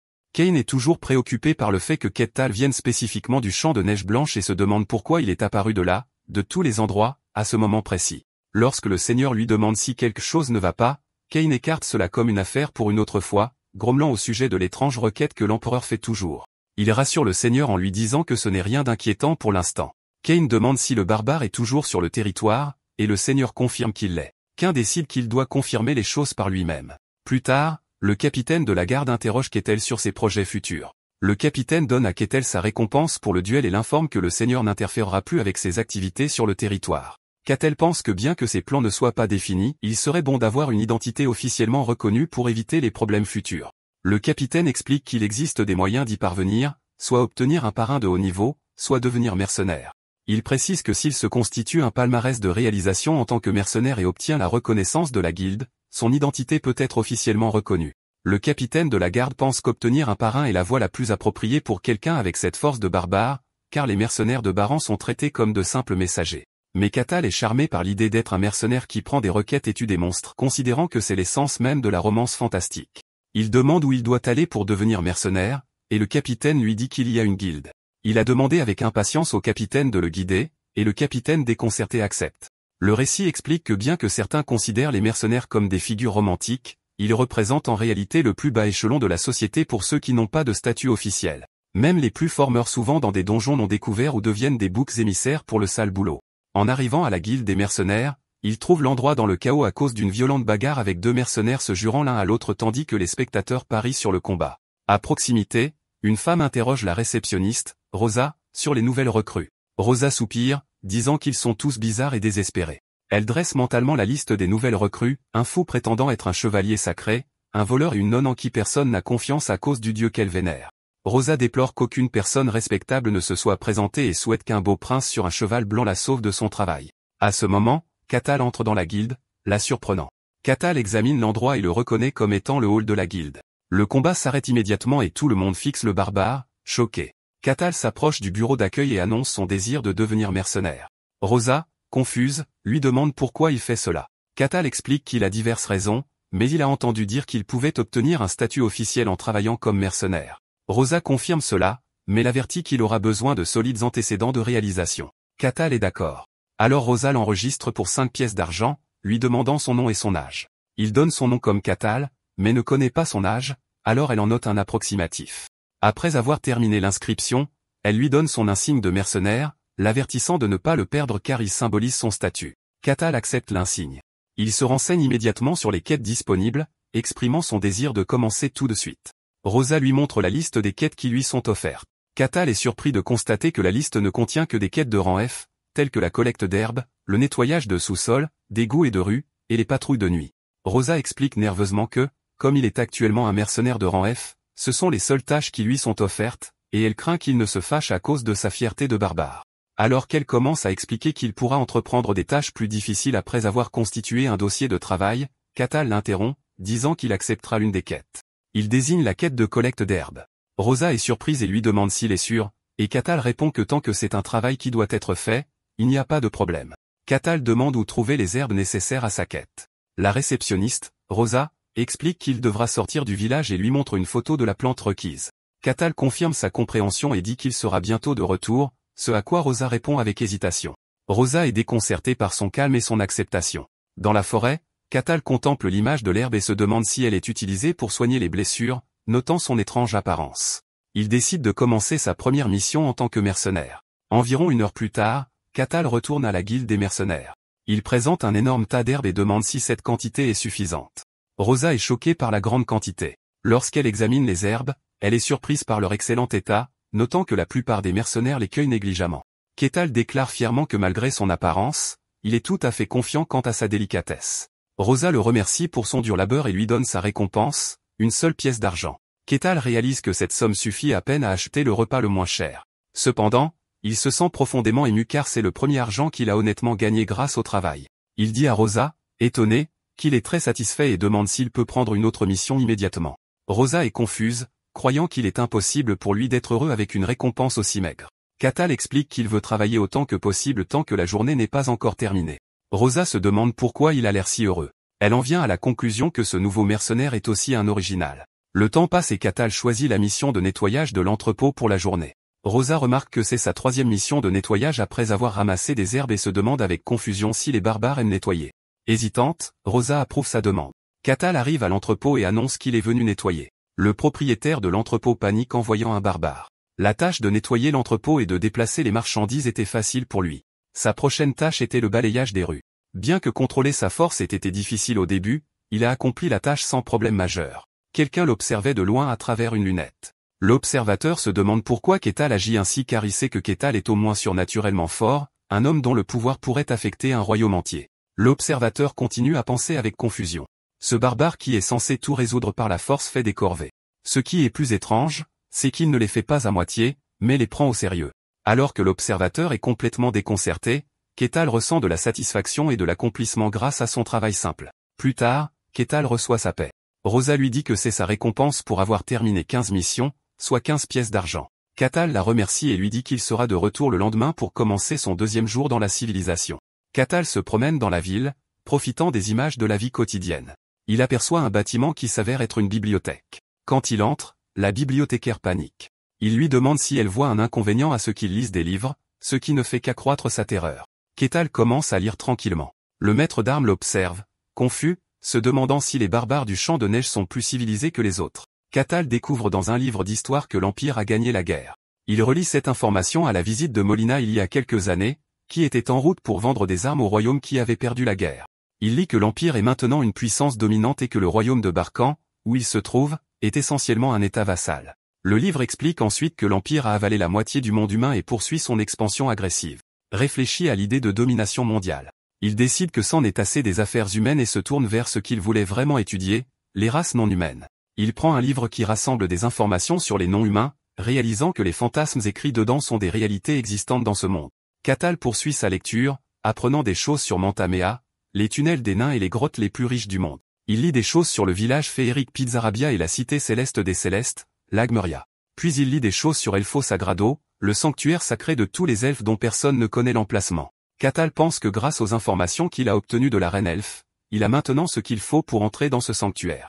Il est surpris de lire qu'il existe d'autres endroits similaires au champ de neige blanche. Le livre décrit des royaumes démoniaques, des endroits qui n'autorisent pas la présence humaine et sont remplis d'êtres tordus et déformés, et mentionne qu'il existe 5 royaumes particulièrement vastes. Ces 5 royaumes sont la forêt silencieuse, l'abîme, la mer profonde, le gouffre sans fond et le champ de neige blanche. Le livre indique que des êtres terrifiants appelés les autres habitent ces royaumes, mais ne peuvent pas passer dans le monde humain. Ketal s'émerveille de l'immensité de ce monde, car le champ de neige à lui seul était immense. Il décide que c'est tout ce qu'il peut apprendre ici et se prépare à partir. Il remercie la bibliothécaire terrifiée qui balbutie une réponse. Plus tard, Ketal retourne à la guilde des mercenaires et interroge Rosa sur les missions d'aujourd'hui. Rosa lui tend la liste des quêtes. Pendant ce temps, le maître d'armes Quin, qui observe Ketal pour la deuxième journée, en conclut qu'il est vraiment étrange et décide qu'il doit le rencontrer personnellement. Plus tard dans la soirée, Ketal marche joyeusement, ayant terminé 12 missions de plus. Il pense que les petites tâches s'accumulent, et à ce rythme, le jour où il sera reconnu comme un vrai mercenaire viendra bientôt. Soudain, il sent quelqu'un le suivre et s'arrête. Il se tourne pour faire face à une silhouette à capuche, Quin. Quin est choqué que Ketal l'ait remarqué. Ketal interroge la personne qui le suit depuis le début de la journée sur son objectif. Quin se demande comment Ketal a pu le remarquer. Il est stupéfait car il avait dissimulé sa présence avec Laura, ce que même ceux qui ont les sens les plus aiguisés ne sont pas censés remarquer. Lorsque Ketal voit le silence de la silhouette à capuche, il suppose qu'il s'agit d'un voleur et se prépare à se battre, ce qui déconcerte Quin.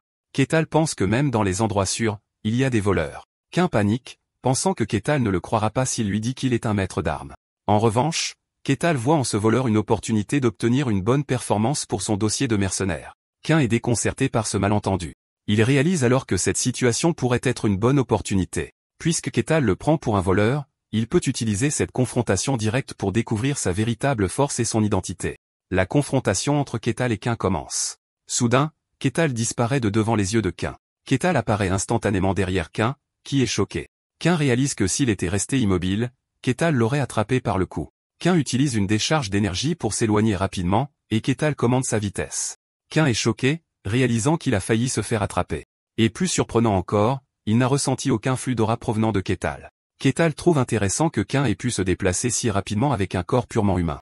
Quin décide que ce n'est plus un test et qu'il va utiliser toute sa puissance. Quin attaque, mais Ketal l'esquive facilement. Quin est à nouveau choqué car il n'a pas pu réagir même après avoir développé ses sens.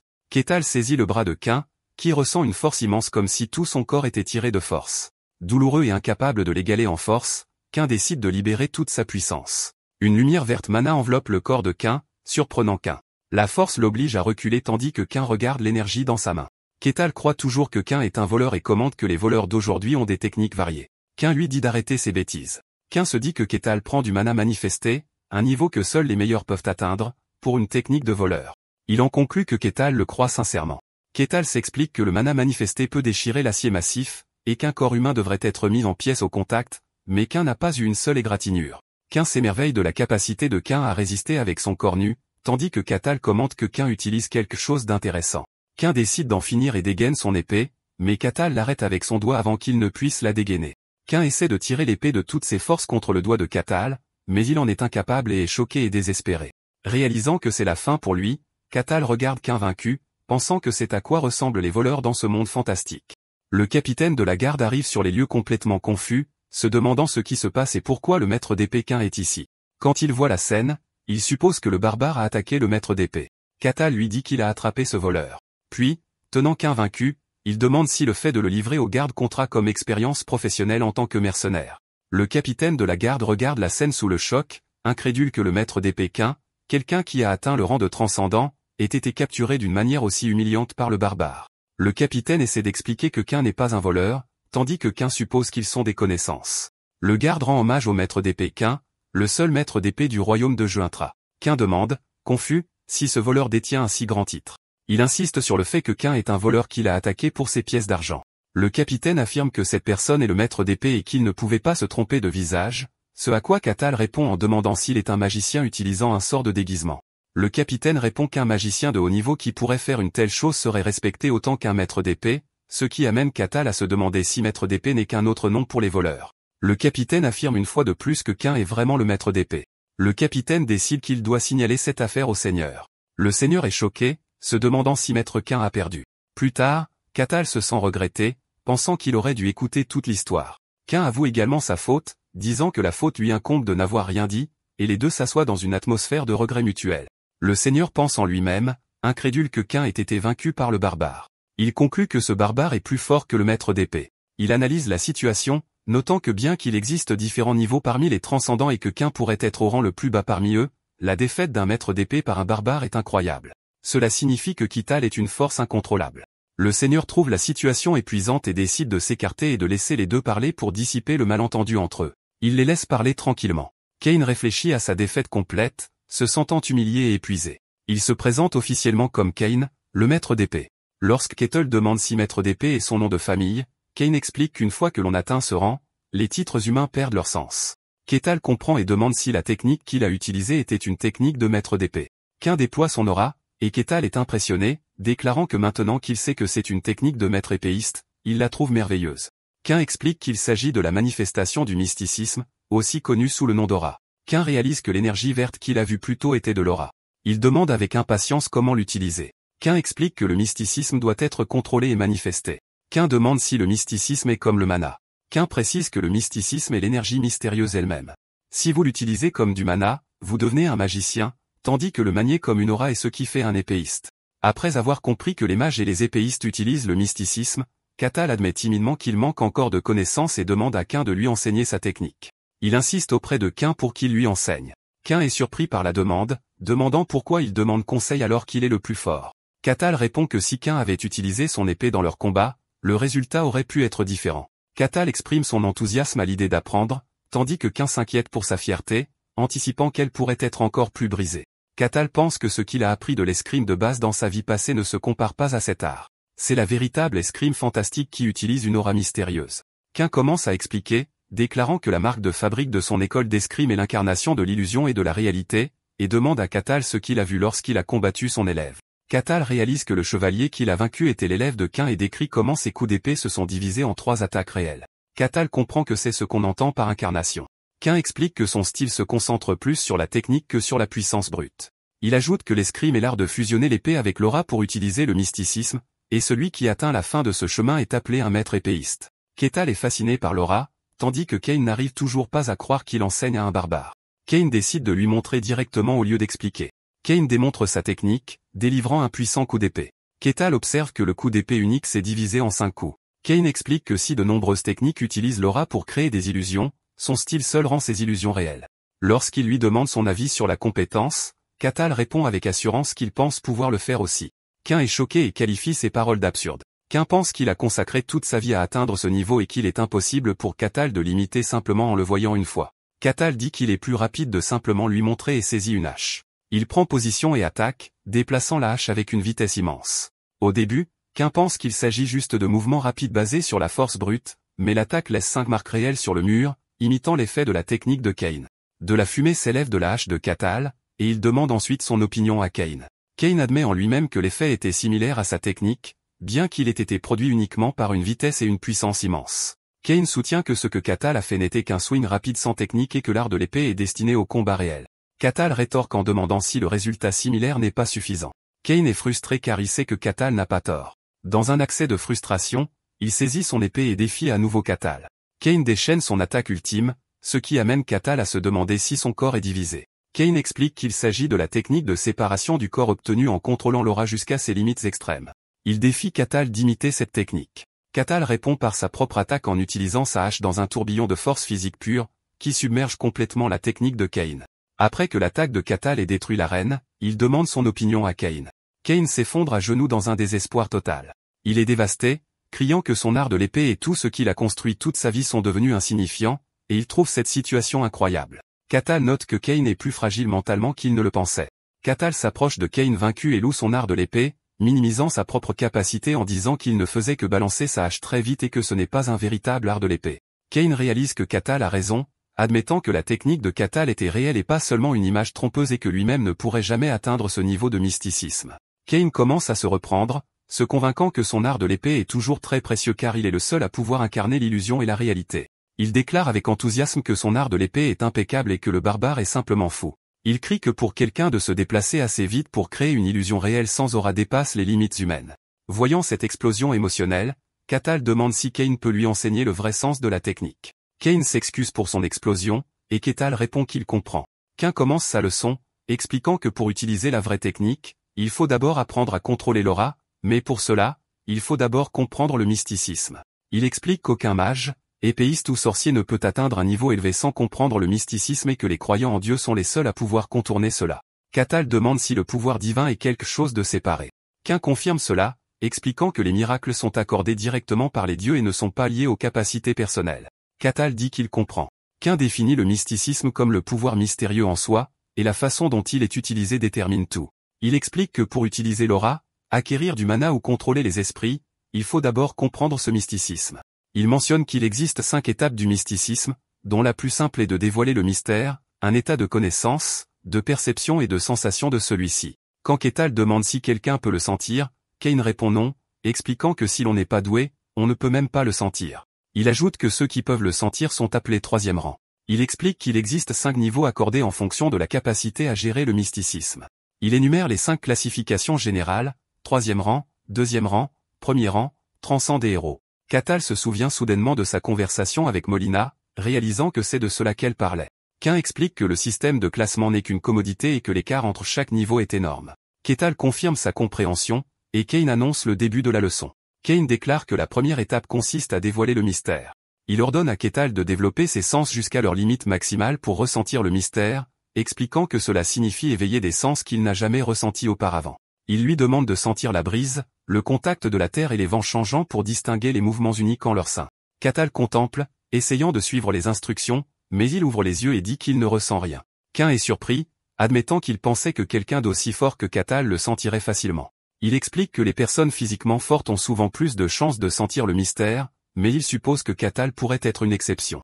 Il se demande si cela a quelque chose à voir avec la particularité du champ de neige blanche. Ketal répond qu'il ne sait pas et que personne qu'il connaissait dans le champ de neige n'avait jamais ressenti le mystère auparavant. Kane décide d'essayer une autre méthode, en transférant directement du pouvoir à Ketal pour le guider. Ketal demande s'il va lui transférer de l'aura. Kane confirme que c'est similaire et l'exhorte à se préparer. Kane pose sa main sur Ketal et lui ordonne de détendre son corps et de concentrer ses sens vers l'intérieur pour ressentir le pouvoir qui coule.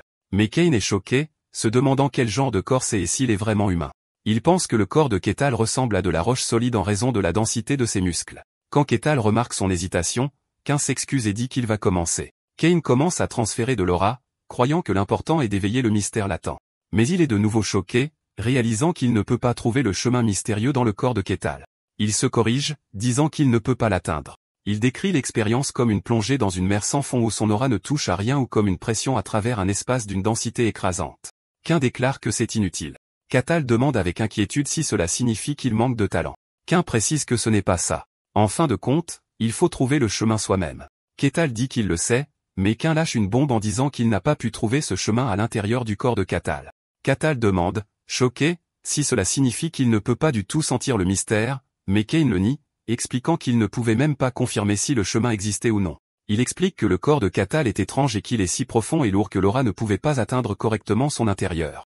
Kain pense que c'est la première fois qu'il voit quelque chose comme ça, où la force physique pure de Ketal empêche l'aura. Ketal est frustré, se demandant si même un maître d'armes ne peut pas l'aider. Kain admet qu'il est difficile de dire avec certitude car il n'a rien pu confirmer. Il conclut qu'il ne pouvait même pas dire si le chemin du mystère existait à l'intérieur de Ketal et suggère qu'il visite d'autres maîtres d'armes plus compétents dans la manipulation de l'aura ou peut-être qu'il visite la tour de la magie pour obtenir des réponses. Kain s'excuse auprès de Ketal.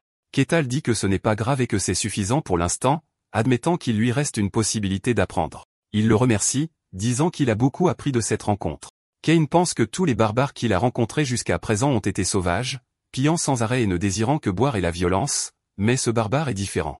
Kain a demandé à Ketal s'il avait déjà envisagé de s'installer dans ce royaume. Lorsque Ketal s'enquiert de la signification, Kain explique qu'il veut dire déclarer sa loyauté au royaume et recevoir un titre. Il ajoute qu'avec la force de Ketal, il recevrait un rang élevé et que Kain lui-même serait son parrain. Ketal refuse immédiatement, déclarant qu'il ne veut être lié par rien. Kain espérait dans son cœur que s'il pouvait amener ce barbare au palais royal, peut-être pourrait-il se libérer de la domination de l'Empire. Kain essaie de le persuader à nouveau, se demandant si l'obtention d'un titre de noblesse n'est pas assez attrayant. Ketal répond qu'il profitera de ses propres plaisirs. Kain comprend sa décision et l'accepte. Ketal le remercie encore et promet qu'il n'oubliera pas cette faveur. Alors que Kain s'éloigne, il pense à l'idée ridicule qu'il a eue. Il a pensé pendant un moment qu'il pouvait contrôler Ketal, mais il réalise que personne ne le peut. Ce barbare agit uniquement selon sa propre volonté et ses propres pensées. Il en conclut que Ketal pourrait être plus gênant que les autres barbares parce qu'il est imprévisible. Plus tard, Kain et leur Barkan discutent de la question. Kain soupire en se demandant ce que l'empereur pense avec son désir de conquérir les royaumes démoniaques. Le seigneur se rend compte que l'empereur désire cette conquête. Il demande si l'empereur est sérieux, notant que les éclaireurs meurent en vain sous le couvert de la reconnaissance. Kain confirme son sérieux, spéculant que l'empereur pourrait croire qu'il est la réincarnation de l'ancien empereur. Le seigneur dit que c'est une affaire pour l'avenir car ils n'ont pas encore conquis toutes les terres humaines. Le seigneur conclut que l'invasion arrivera un jour. Kain le confirme, ajoutant qu'une convocation pourrait arriver à tout moment car leur région est également une terre impériale. Kain déplore que le monde soit déjà assez étrange, et maintenant l'empereur est à moitié fou aussi. Le seigneur se demande si certaines rumeurs sont vraies. Kain confirme que les rumeurs sont vraies, déclarant que les démons ont commencé à bouger. Il explique que bien que ce ne soit pas confirmé, des donjons apparaissent à un rythme anormal, et il y a des rumeurs selon lesquelles l'anomalie du monde démoniaque a commencé à fuir à l'extérieur. Il conclut que quelque chose se passe, et ce n'est certainement pas en faveur de l'humanité. Kain commente que peut-être la chose la plus étrange est déjà arrivée, faisant référence à Ketal, et le seigneur est d'accord avec lui. Quand Kain lui demande son opinion, le seigneur répond qu'il ne sait pas. Lord Barkan conclut son évaluation finale de Kain, expliquant au maître d'épée Kain qu'au moins il n'est pas hostile envers eux. Mais au-delà de ça, il ne peut rien dire avec certitude. Le lendemain, alors que Ketal se promène dans la ville, il remarque que les gens semblent effrayés et paniqués en le voyant. Il se demande si les gens réagissent avec peur à cause de ses vêtements. Ketal comprend complètement mal la situation, pensant que le problème vient de ses vêtements faits de peau d'animal, qui ne sont pas considérés comme civilisés. Il décide avec enthousiasme qu'il va acheter des vêtements civilisés. Il entre dans un magasin de vêtements, et le propriétaire du magasin est terrifié en le voyant. Quand Ketal demande à acheter des vêtements, le propriétaire du magasin s'excuse, disant qu'il n'a rien à sa taille, mais suggère qu'il pourrait lui faire une tenue sur mesure s'il lui donne un peu de temps. Ketal est heureux d'entendre cette possibilité et accepte la commande personnalisée. Le propriétaire du magasin lui dit qu'il l'appellera quand ce sera terminé. Le propriétaire du magasin imagine avec crainte la réaction de colère de Ketal s'il n'aime pas la tenue, se demandant s'il survivra à cette rencontre. Alors que Ketal se rend à la guilde, il aperçoit une petite gemme bleue brillante sur le sol. Il la ramasse et l'examine, notant son éclat inhabituel. Il décide de se renseigner à ce sujet à la guilde. Là, il demande à Rosa si elle sait ce qu'est cette gemme. Il explique qu'il l'a trouvée en venant ici. Il note que cela ne ressemble pas à une perle ordinaire, et Rosa accepte de jeter un coup d'œil. Elle l'examine et note que cela ne ressemble pas à une gemme et qu'elle est polie ou faite à la main. Elle note qu'elle n'a pas de nom mais semble très précieuse. Tout en l'examinant, une lumière clignote, et elle entre dans un état de transe. Catal claque des doigts pour attirer son attention et lui demande si elle va bien. Rosa se réveille, confuse, et Catal lui dit qu'il semblait que son esprit était attiré par la gemme, puis il l'écarte. Rosa sent que la gemme irradie une énergie étrange et est difficile à identifier et suggère de la faire évaluer. Catal décline poliment l'offre, disant qu'il préfère le découvrir par lui-même car cela fait partie du plaisir. Il change de sujet et s'enquiert des quêtes d'aujourd'hui. Rosa lui remet la liste de quêtes remplies de tâches simples. Catal prend le tableau pour examiner les quêtes. Plus tard, après une autre journée de travail, Catal se repose, se sentant satisfait de sa journée pleine de réalisations.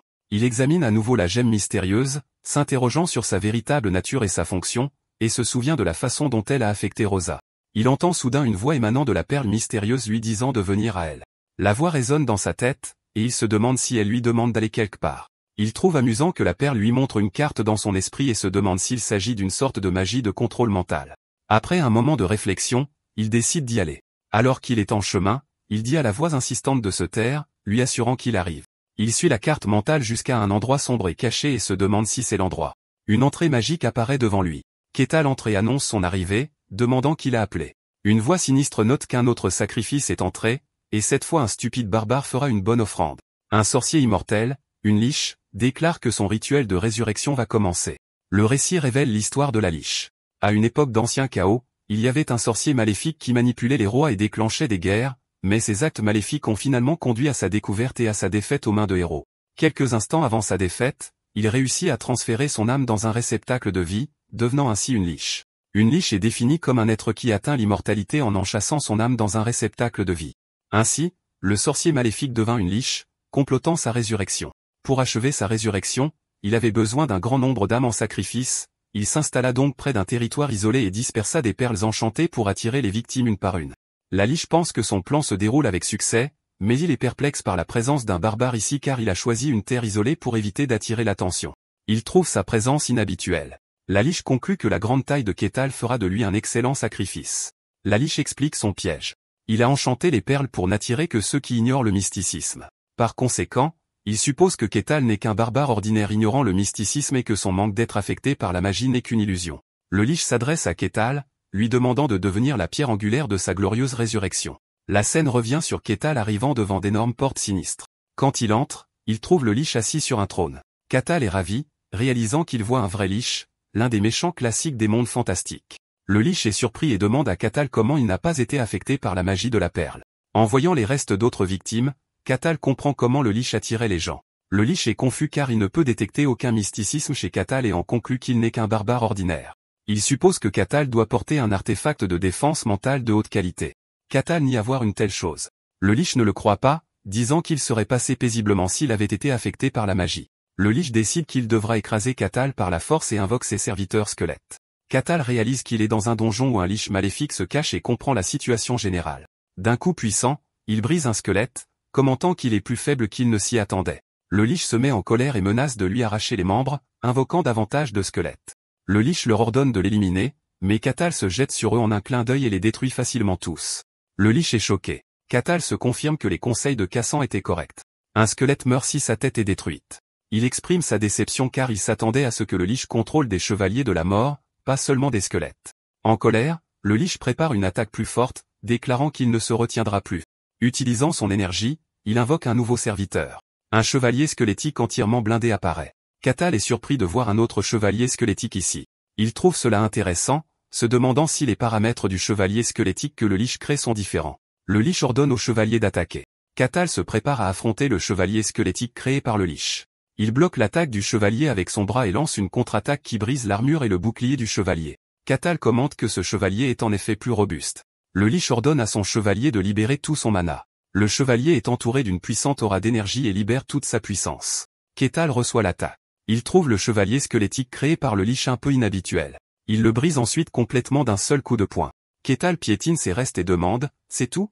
Le liche demande, complètement choqué, « Que êtes-vous » Quand Catal recule d'un pas, le liche l'interprète comme de la peur et lui dit d'avoir peur.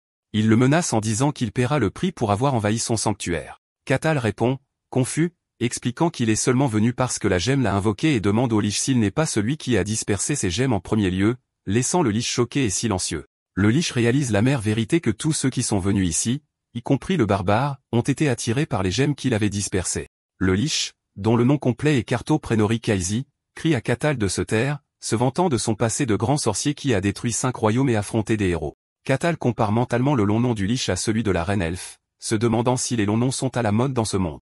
Le lich ignore cela et lui ordonne de devenir la pierre angulaire de sa résurrection. Le lich lance un puissant sort. Catal le reconnaît comme un sortilège pour manipuler les émotions humaines. Il est expliqué que ce sort est une magie unique développée par Carto, qui fonctionne en extrayant les émotions négatives et en piégeant la cible à l'intérieur, conduisant à l'anéantissement de leur esprit. Le lich est confiant, croyant qu'un barbare qui ne peut même pas utiliser la mysticisme sera complètement impuissant face à la vraie magie. Il est perplexe quant à ce qu'il faut faire avec Catal, notant qu'il semble différent et ne porte aucun artefact puissant. Il décide de le capturer pour l'étudier et ordonne à ses squelettes de l'entraîner. Alors que les squelettes approchent de Catal, apparemment impuissant, il les brise facilement.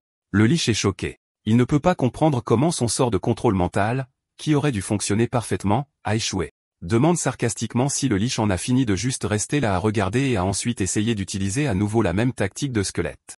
Il décrit ses méthodes comme ennuyeuses, ce qui enrage le lich. Le lich pense qu'il est impossible pour les humains, même les transcendes, de résister à la magie des émotions. Catal se moque de lui, demandant s'il ne peut pas utiliser des sorts plus simples comme boule de feu, ce que le lich prend comme une insulte. Le lich commence à chanter un nouveau sort plus puissant. Il déchaîne une attaque massive de magie noire destinée à engloutir le monde et à le plonger dans le chaos. Les yeux de Catal brillent d'excitation alors qu'il regarde ce spectacle magique spectaculaire. Le lich ordonne que Catal soit dévoré, et l'attaque engloutit complètement Catal. Le lich rit, déclarant sa victoire, mais il se met soudainement à tousser. Il s'effondre, ayant épuisé toute son énergie magique, mais confiant que ce sort final suffirait. Catal émerge de la poussière, commentant que l'attaque était impressionnante. Le lich est complètement choqué. Catal se tient devant lui complètement indemne et demande « Mais c'est tout ?» Le lich n'arrive pas à croire que même cette attaque n'a pas fonctionné. Il pense qu'il a utilisé son sort de contrôle mental le plus puissant qui aurait dû briser l'esprit d'un héros légendaire. Il demande avec désespoir « Alors qu'êtes-vous ?» Placement des composants auxquels Catal répond que, bien que l'attaque ait été flamboyante, il n'en a pas ressenti grand-chose. Catal dit au lich que si c'est tout ce qu'il a, c'est à son tour maintenant. Le lich est choqué, réalisant que Catal est venu ici en connaissant son identité. Le lich rit follement, supposant que Catal est un agent de l'Empire et loue leur réseau de renseignements pour l'avoir traqué si rapidement. Il jure qu'il se relèvera et qu'il dominera à nouveau le monde. Le lich pense que Catal doit être un produit de la ferme humaine dont il a entendu parler dans l'Empire, un lieu pour élever des talents spécialisés. Il en conclut qu'il est un assassin spécialement formé pour le tuer. Malgré cela, il crie avec défi qu'il tuera Catal et renversera l'Empire. Catal est complètement déconcerté, se demandant si le lich est fou. Dans une dernière tentative désespérée, le lich lance un sort et hurle, exigeant le corps de Catal.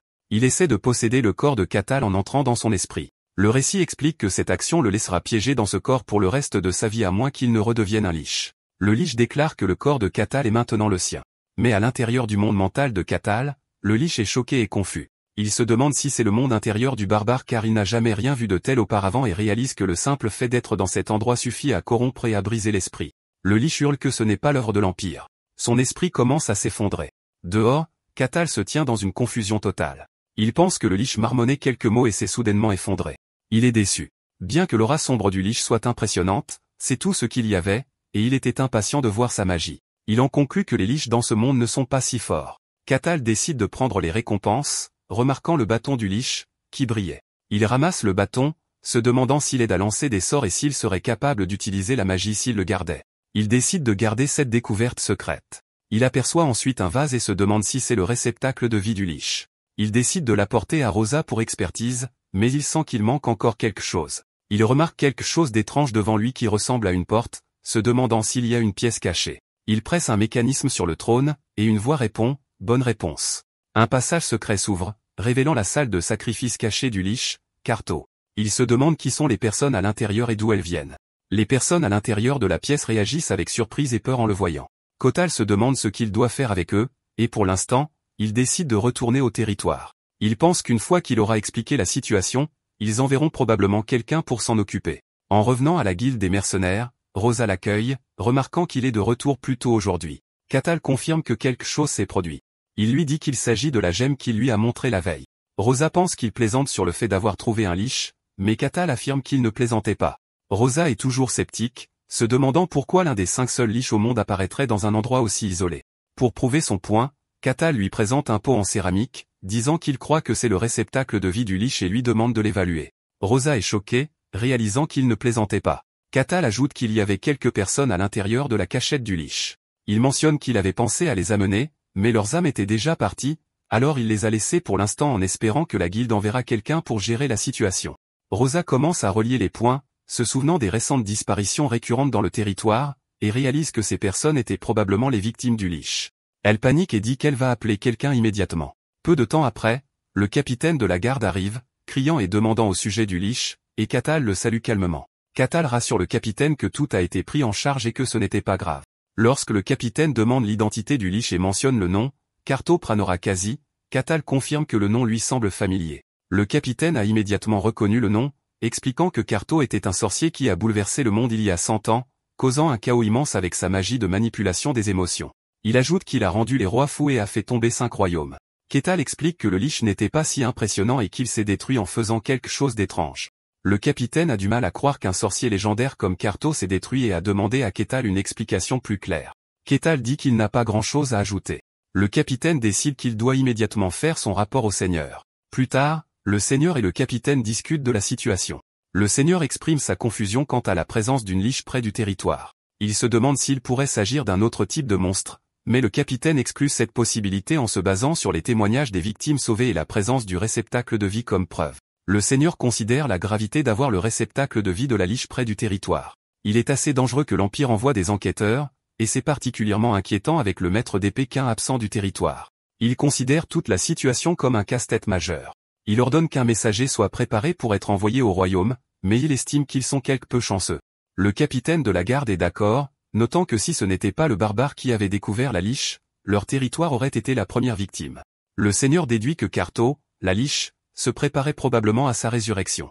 Il conclut que la situation n'était pas normale du tout. Le seigneur dit qu'un si grand acte mérite une récompense précieuse, mais il doute que son territoire puisse offrir une récompense appropriée. Le lendemain, un serviteur paniqué réveille le seigneur de son sommeil. Le serviteur l'informe de l'arrivée de Dame Aqua, l'inquisitrice hérétique du dieu Soleil, ce qui choque le seigneur. Il se demande avec confusion pourquoi elle est venue ici. L'inquisitrice hérétique apparaît dans toute sa majesté. Le seigneur l'accueille nerveusement et se présente. Elle le remercie pour son hospitalité. Elle se présente comme Aqua, l'inquisitrice hérétique du dieu Soleil, et il est mentionné qu'elle est la plus jeune à avoir jamais porté ce titre.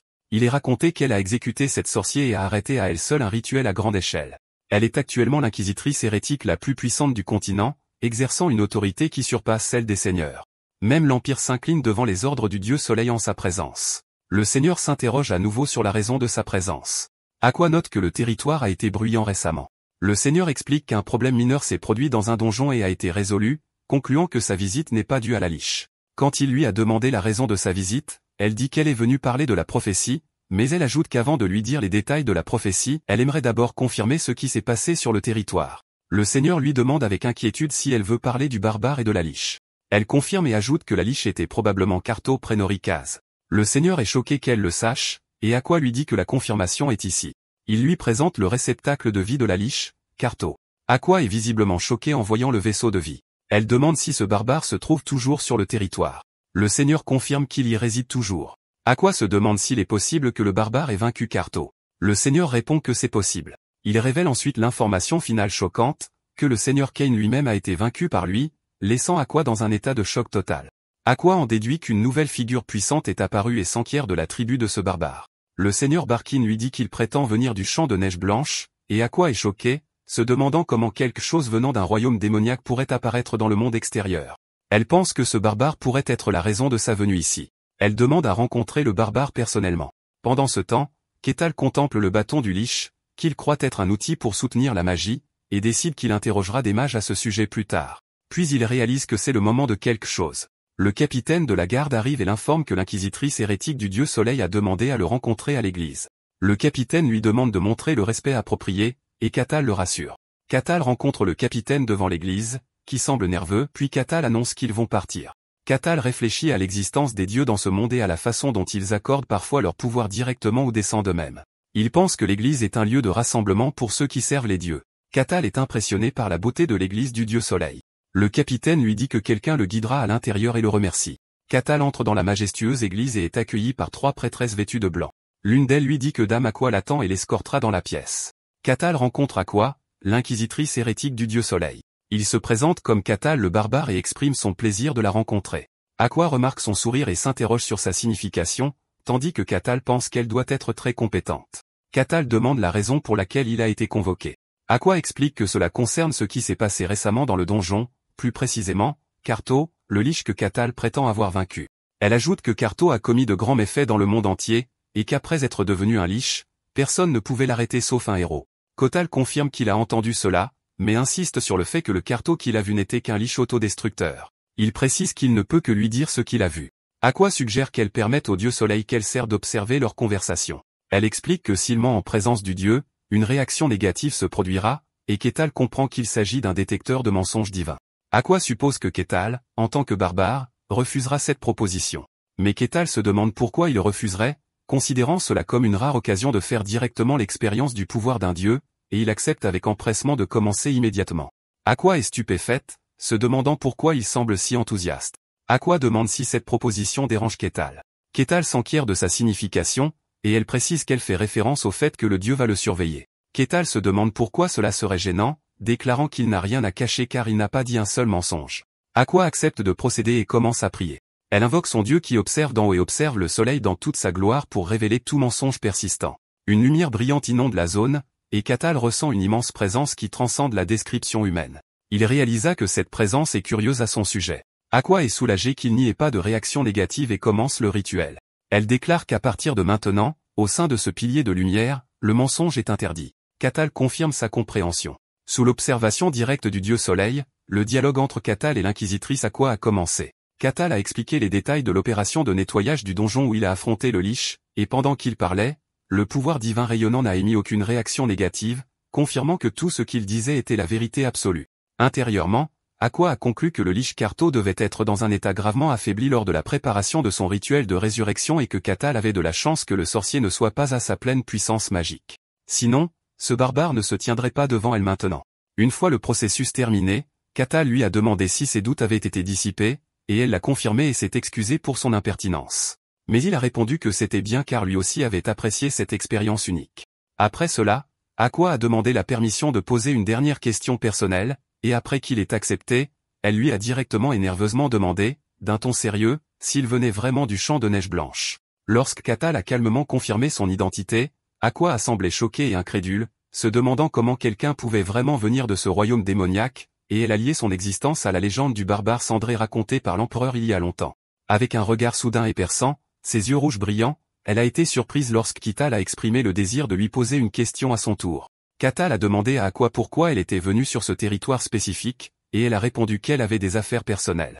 Mais Catal a rétorqué avec un regard perçant, demandant si sa mission était principalement de s'assurer s'il était un être impur. La surprise a frappé Aqua qui a essayé de le nier, mais Catal a précisé qu'il faisait référence à l'œil de Dieu, soulignant intelligemment que la présence personnelle des dieux pour observer leur conversation était un événement mémorable qui dépassait de loin la simple détection de mensonges. Sous l'influence du pouvoir des dieux qui empêche le mensonge, Aqua n'a eu d'autre choix que d'admettre la vérité de ses paroles. Catal en a déduit qu'il avait été sa cible depuis le début, ce qu'Aqua a nié, expliquant que ce n'est qu'en arrivant sur le territoire qu'elle a pensé qu'il pourrait être la personne mentionnée dans une prophétie, mais le résultat de l'observation divine a prouvé le contraire. Aqua s'est excusé d'avoir caché ses véritables intentions, ce que Catal a accepté, trouvant la question intéressante à sa manière. Il a ensuite profité de l'occasion pour lui poser des questions sur le contenu de cette prophétie. Aqua hésita, serrant le symbole du soleil autour de son cou, expliquant que c'était un secret qu'elle ne révélait qu'à ceux en qui elle avait confiance, mais elle décida de parler. Aqua commença à narrer les détails de la prophétie à Catal, dont le visage montrait des signes d'étonnement. Après un certain temps, Aqua était perdue dans ses pensées près de la grande fenêtre de l'église jusqu'à ce que le bruit de pas interrompe ce moment, et elle se tourna pour voir qui c'était. C'était Lord Barkan. Il remarqua l'inquiétude sur le visage d'Aqua. Elle lui dit qu'elle avait rencontré quelqu'un, mais que cette rencontre n'avait fait qu'embrouiller davantage ses pensées. Le Lord lui demanda qui était cette personne. Aqua confirma avec certitude que Catal était bien un barbare des champs de neige blanche. Le Lord demande avec étonnement si c'est vrai, et elle répond par l'affirmative, ajoutant que si cette nouvelle venait à se répandre, cela provoquerait des troubles dans le monde entier. Le Lord se lamente que ce qu'il espérait n'être qu'une rumeur se soit avéré être une vérité indéniable. Le Lord exprime son inquiétude, soulignant que beaucoup, au premier rang desquels l'empereur, souhaitent explorer les champs de neige blanche et que le monde sombrerait dans le chaos si l'empereur décidait d'agir sur cette nouvelle. Aqua le rassure en lui disant qu'il n'y a pas lieu de s'inquiéter à ce sujet, expliquant que son organisation s'occupera elle-même du Lich Carto et qu'elle a l'intention de garder l'existence des barbares secrètes, ce qui soulage grandement le lore. Il lui demande ensuite si tous les barbares des champs de neige blanche sont aussi forts que Cathal, ce à quoi elle répond par la négative, arguant que s'ils étaient tous comme lui, ils auraient déjà quitté les champs de neige et conquis le monde. Le lore est d'accord avec elle, ajoutant que les barbares dispersés à travers le monde, malgré leur immense force physique, sont caractérisés par la stupidité, qui est un défaut naturel chez eux. Mais il se demande avec inquiétude quelles seraient les graves conséquences si ces êtres physiquement dominants acquéraient également de l'intelligence. Aqua lui dit qu'elle a entendu dire que Cathal possède à la fois la force et l'intelligence et ajoute qu'elle a également entendu dire que le roi actuel des barbares est différent de ses prédécesseurs. Aqua répond qu'elle l'a rencontré une fois, et qu'il était en effet différent des barbares ordinaires. Le lore commente qu'une rencontre entre ces deux pourrait être intéressante, mais Aqua rejette fermement cette idée. Le lore est surpris par cela, et Aqua continue en expliquant que la relation entre les barbares et les disciples des dieux n'est pas bonne du tout et que leur puissance croissante n'est pas quelque chose à prendre à la légère. Le lore change de sujet, en demandant quel est le contenu de la prophétie qui a nécessité une rencontre privée entre elle et Cathal. Elle explique qu'elle avait besoin de confirmer quelque chose, et lorsque le lore lui demande quoi, elle répond qu'elle voulait savoir si Cathal était purement humain ou s'il était juste un autre être prétendant être humain. Le lore est choqué et lui demande ce que disait exactement la prophétie.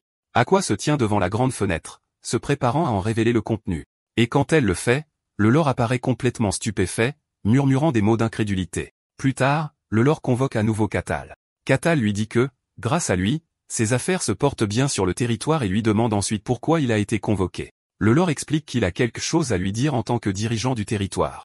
Bien que Cathal montre un manque d'intérêt, le lore continue, annonçant qu'il a préparé une récompense pour Cathal en remerciement d'avoir sauvé le territoire. Le lore ordonne que la récompense soit apportée, et la surprise se lit sur le visage de Cathal lorsqu'un des gardes place la récompense devant lui. C'était une petite bourse en cuir. Lord Barkan explique qu'il ne s'agit pas d'une bourse ordinaire et lui demande de l'inspecter lui-même.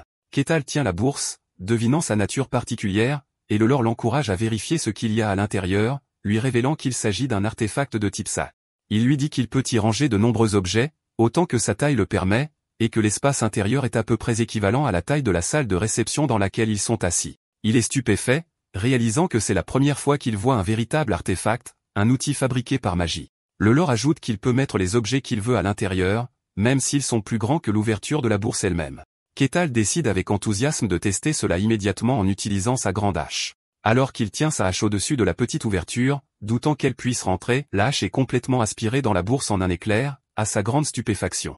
Le lore explique que pour récupérer un objet, il suffit de tendre la main à l'intérieur et d'imaginer cet objet. Cathal suit les instructions et sort avec succès sa hache, exprimant à quel point c'est incroyable. Le lore lui dit que c'est son cadeau pour avoir sauvé le territoire et espère qu'il l'aime, ce à quoi Cathal répond avec enthousiasme qu'il l'adore et qu'il en fera certainement bon usage. Le lore est satisfait de la réaction de Cathal et considère l'affaire comme close, mais il pense en lui-même que la question de la prophétie demeure, se demandant ce qui se passe dans son territoire éloigné. Il se souvient des paroles du maître d'armes lorsqu'il lui a dit que des choses venant des royaumes démoniaques commençaient à apparaître et à se répandre dans le monde et que quelque chose d'important se produisait. Le lore relie cela à la prophétie. Il se souvient du moment où Aqua lui en a révélé le contenu, qu'un grand mal s'abattrait sur ce territoire même, et qu'il se répandrait de là dans le monde entier. Il s'avère que sur le territoire de Barkan, qui est relié par un réseau de villages, la communication avec l'un de ces villages a été soudainement perdue. Au début, l'affaire n'a pas fait l'objet d'une grande attention, mais lorsque des personnes d'un village voisin ont été envoyées pour enquêter, elles ne sont jamais revenues. Après cela, le lore envoya ses gardes officiels, mais eux aussi disparurent. Ce n'est qu'alors que le lore réalisa que quelque chose de dangereux se passait. Plus tard, à la guilde des mercenaires, Cathal demande à Rosa quelles sont les quêtes du jour, et elle l'informe d'une demande urgente du lore. Cathal s'enquiert de la nature de la demande, et elle explique que la mission consiste à enquêter sur le village qui a perdu le contact et que tout ce qu'il a à faire est de s'y rendre et de confirmer la situation, notant que la paie est très élevée pour une tâche apparemment simple. Cathal aime la mission et décide de l'accepter immédiatement. Rosa sourit et répond que c'est ce à quoi il faut s'attendre au lieu de rassemblement des mercenaires de la mission. La prêtresse Aye est surprise par l'arrivée de Cathal et l'appelle par son nom avec étonnement. Cathal apparaît portant ses nouveaux vêtements sur mesure, et Aye remarque immédiatement sa tenue différente. Il lui explique que ses anciens vêtements des champs de neige étaient usés et qu'il avait lui-même demandé ce nouveau modèle. Aye commente que le design est unique et impressionnant. Elle lui demande s'il a également accepté cette mission, et il le confirme, ajoutant qu'il ne pouvait refuser un travail aussi intéressant. Aye pense en elle-même à quel point il est vraiment inhabituel. Il demande ensuite pourquoi elle est seule et si ses deux autres compagnons, Alexandro et Cassan, ne participent pas à la mission. Aye suppose qu'ils ont probablement refusé la mission après avoir vu les détails. Cathal jette un coup d'œil à la petite foule autour de lui, remarquant que le nombre de participants est plus petit que prévu. Il pensait qu'une mission simple avec une bonne paix attirait beaucoup de monde, mais leur nombre total n'atteignait même pas 10. Aye lui explique que la mission est en fait un peu dangereuse. Bien que Catal voit que la requête elle-même semble simple, Aye explique que la paix est beaucoup plus élevée qu'elle ne devrait l'être. Elle lui révèle qu'il y a des rumeurs selon lesquelles les gardes envoyés au village ne sont jamais revenus, ce qui signifie que la mission n'est pas aussi simple qu'elle y paraît. Néanmoins, Catal insiste sur le fait que la participation est encore trop faible. Yaz lui dit avec hésitation qu'il y a une autre rumeur qui explique cela. Elle lui révèle que c'est lié à Dame Aqua. Catal est surpris d'entendre ce nom, et Yaz révèle que l'inquisitrice hérétique du dieu soleil, Dame Aqua, participera à cette mission, ajoutant que très peu de mercenaires osent travailler à ses côtés. Il exprime son inquiétude personnelle, se demandant si Aqua prévoit de lui trancher la tête. Catal la rassure en lui disant que cela n'arrivera pas, décrivant Aqua comme une femme polie et gentille. Il est choqué d'apprendre que Catal connaît Dame Aqua, et il confirme qu'il la connaît, la décrivant même comme son amie. Il reste sans voix, incapable de comprendre l'idée d'une inquisitrice hérétique et d'un barbare étant amis. À ce moment, Catal s'approche d'Aqua, qui est arrivé sur les lieux, et la salue en lui disant qu'il est heureux de la revoir. Aqua répond froidement qu'elle ne se souvient pas qu'ils soient devenus amis. Catal rit et balaie cela d'un revers de la main, suggérant joyeusement qu'ils deviennent amis à partir de maintenant. Aqua ignore sa suggestion et change de sujet, se tournant vers Giaz qui se tient à côté de Catal et demandant si son compagnon est également un disciple d'un autre dieu. Catal est surpris qu'Aqua connaisse Giaz.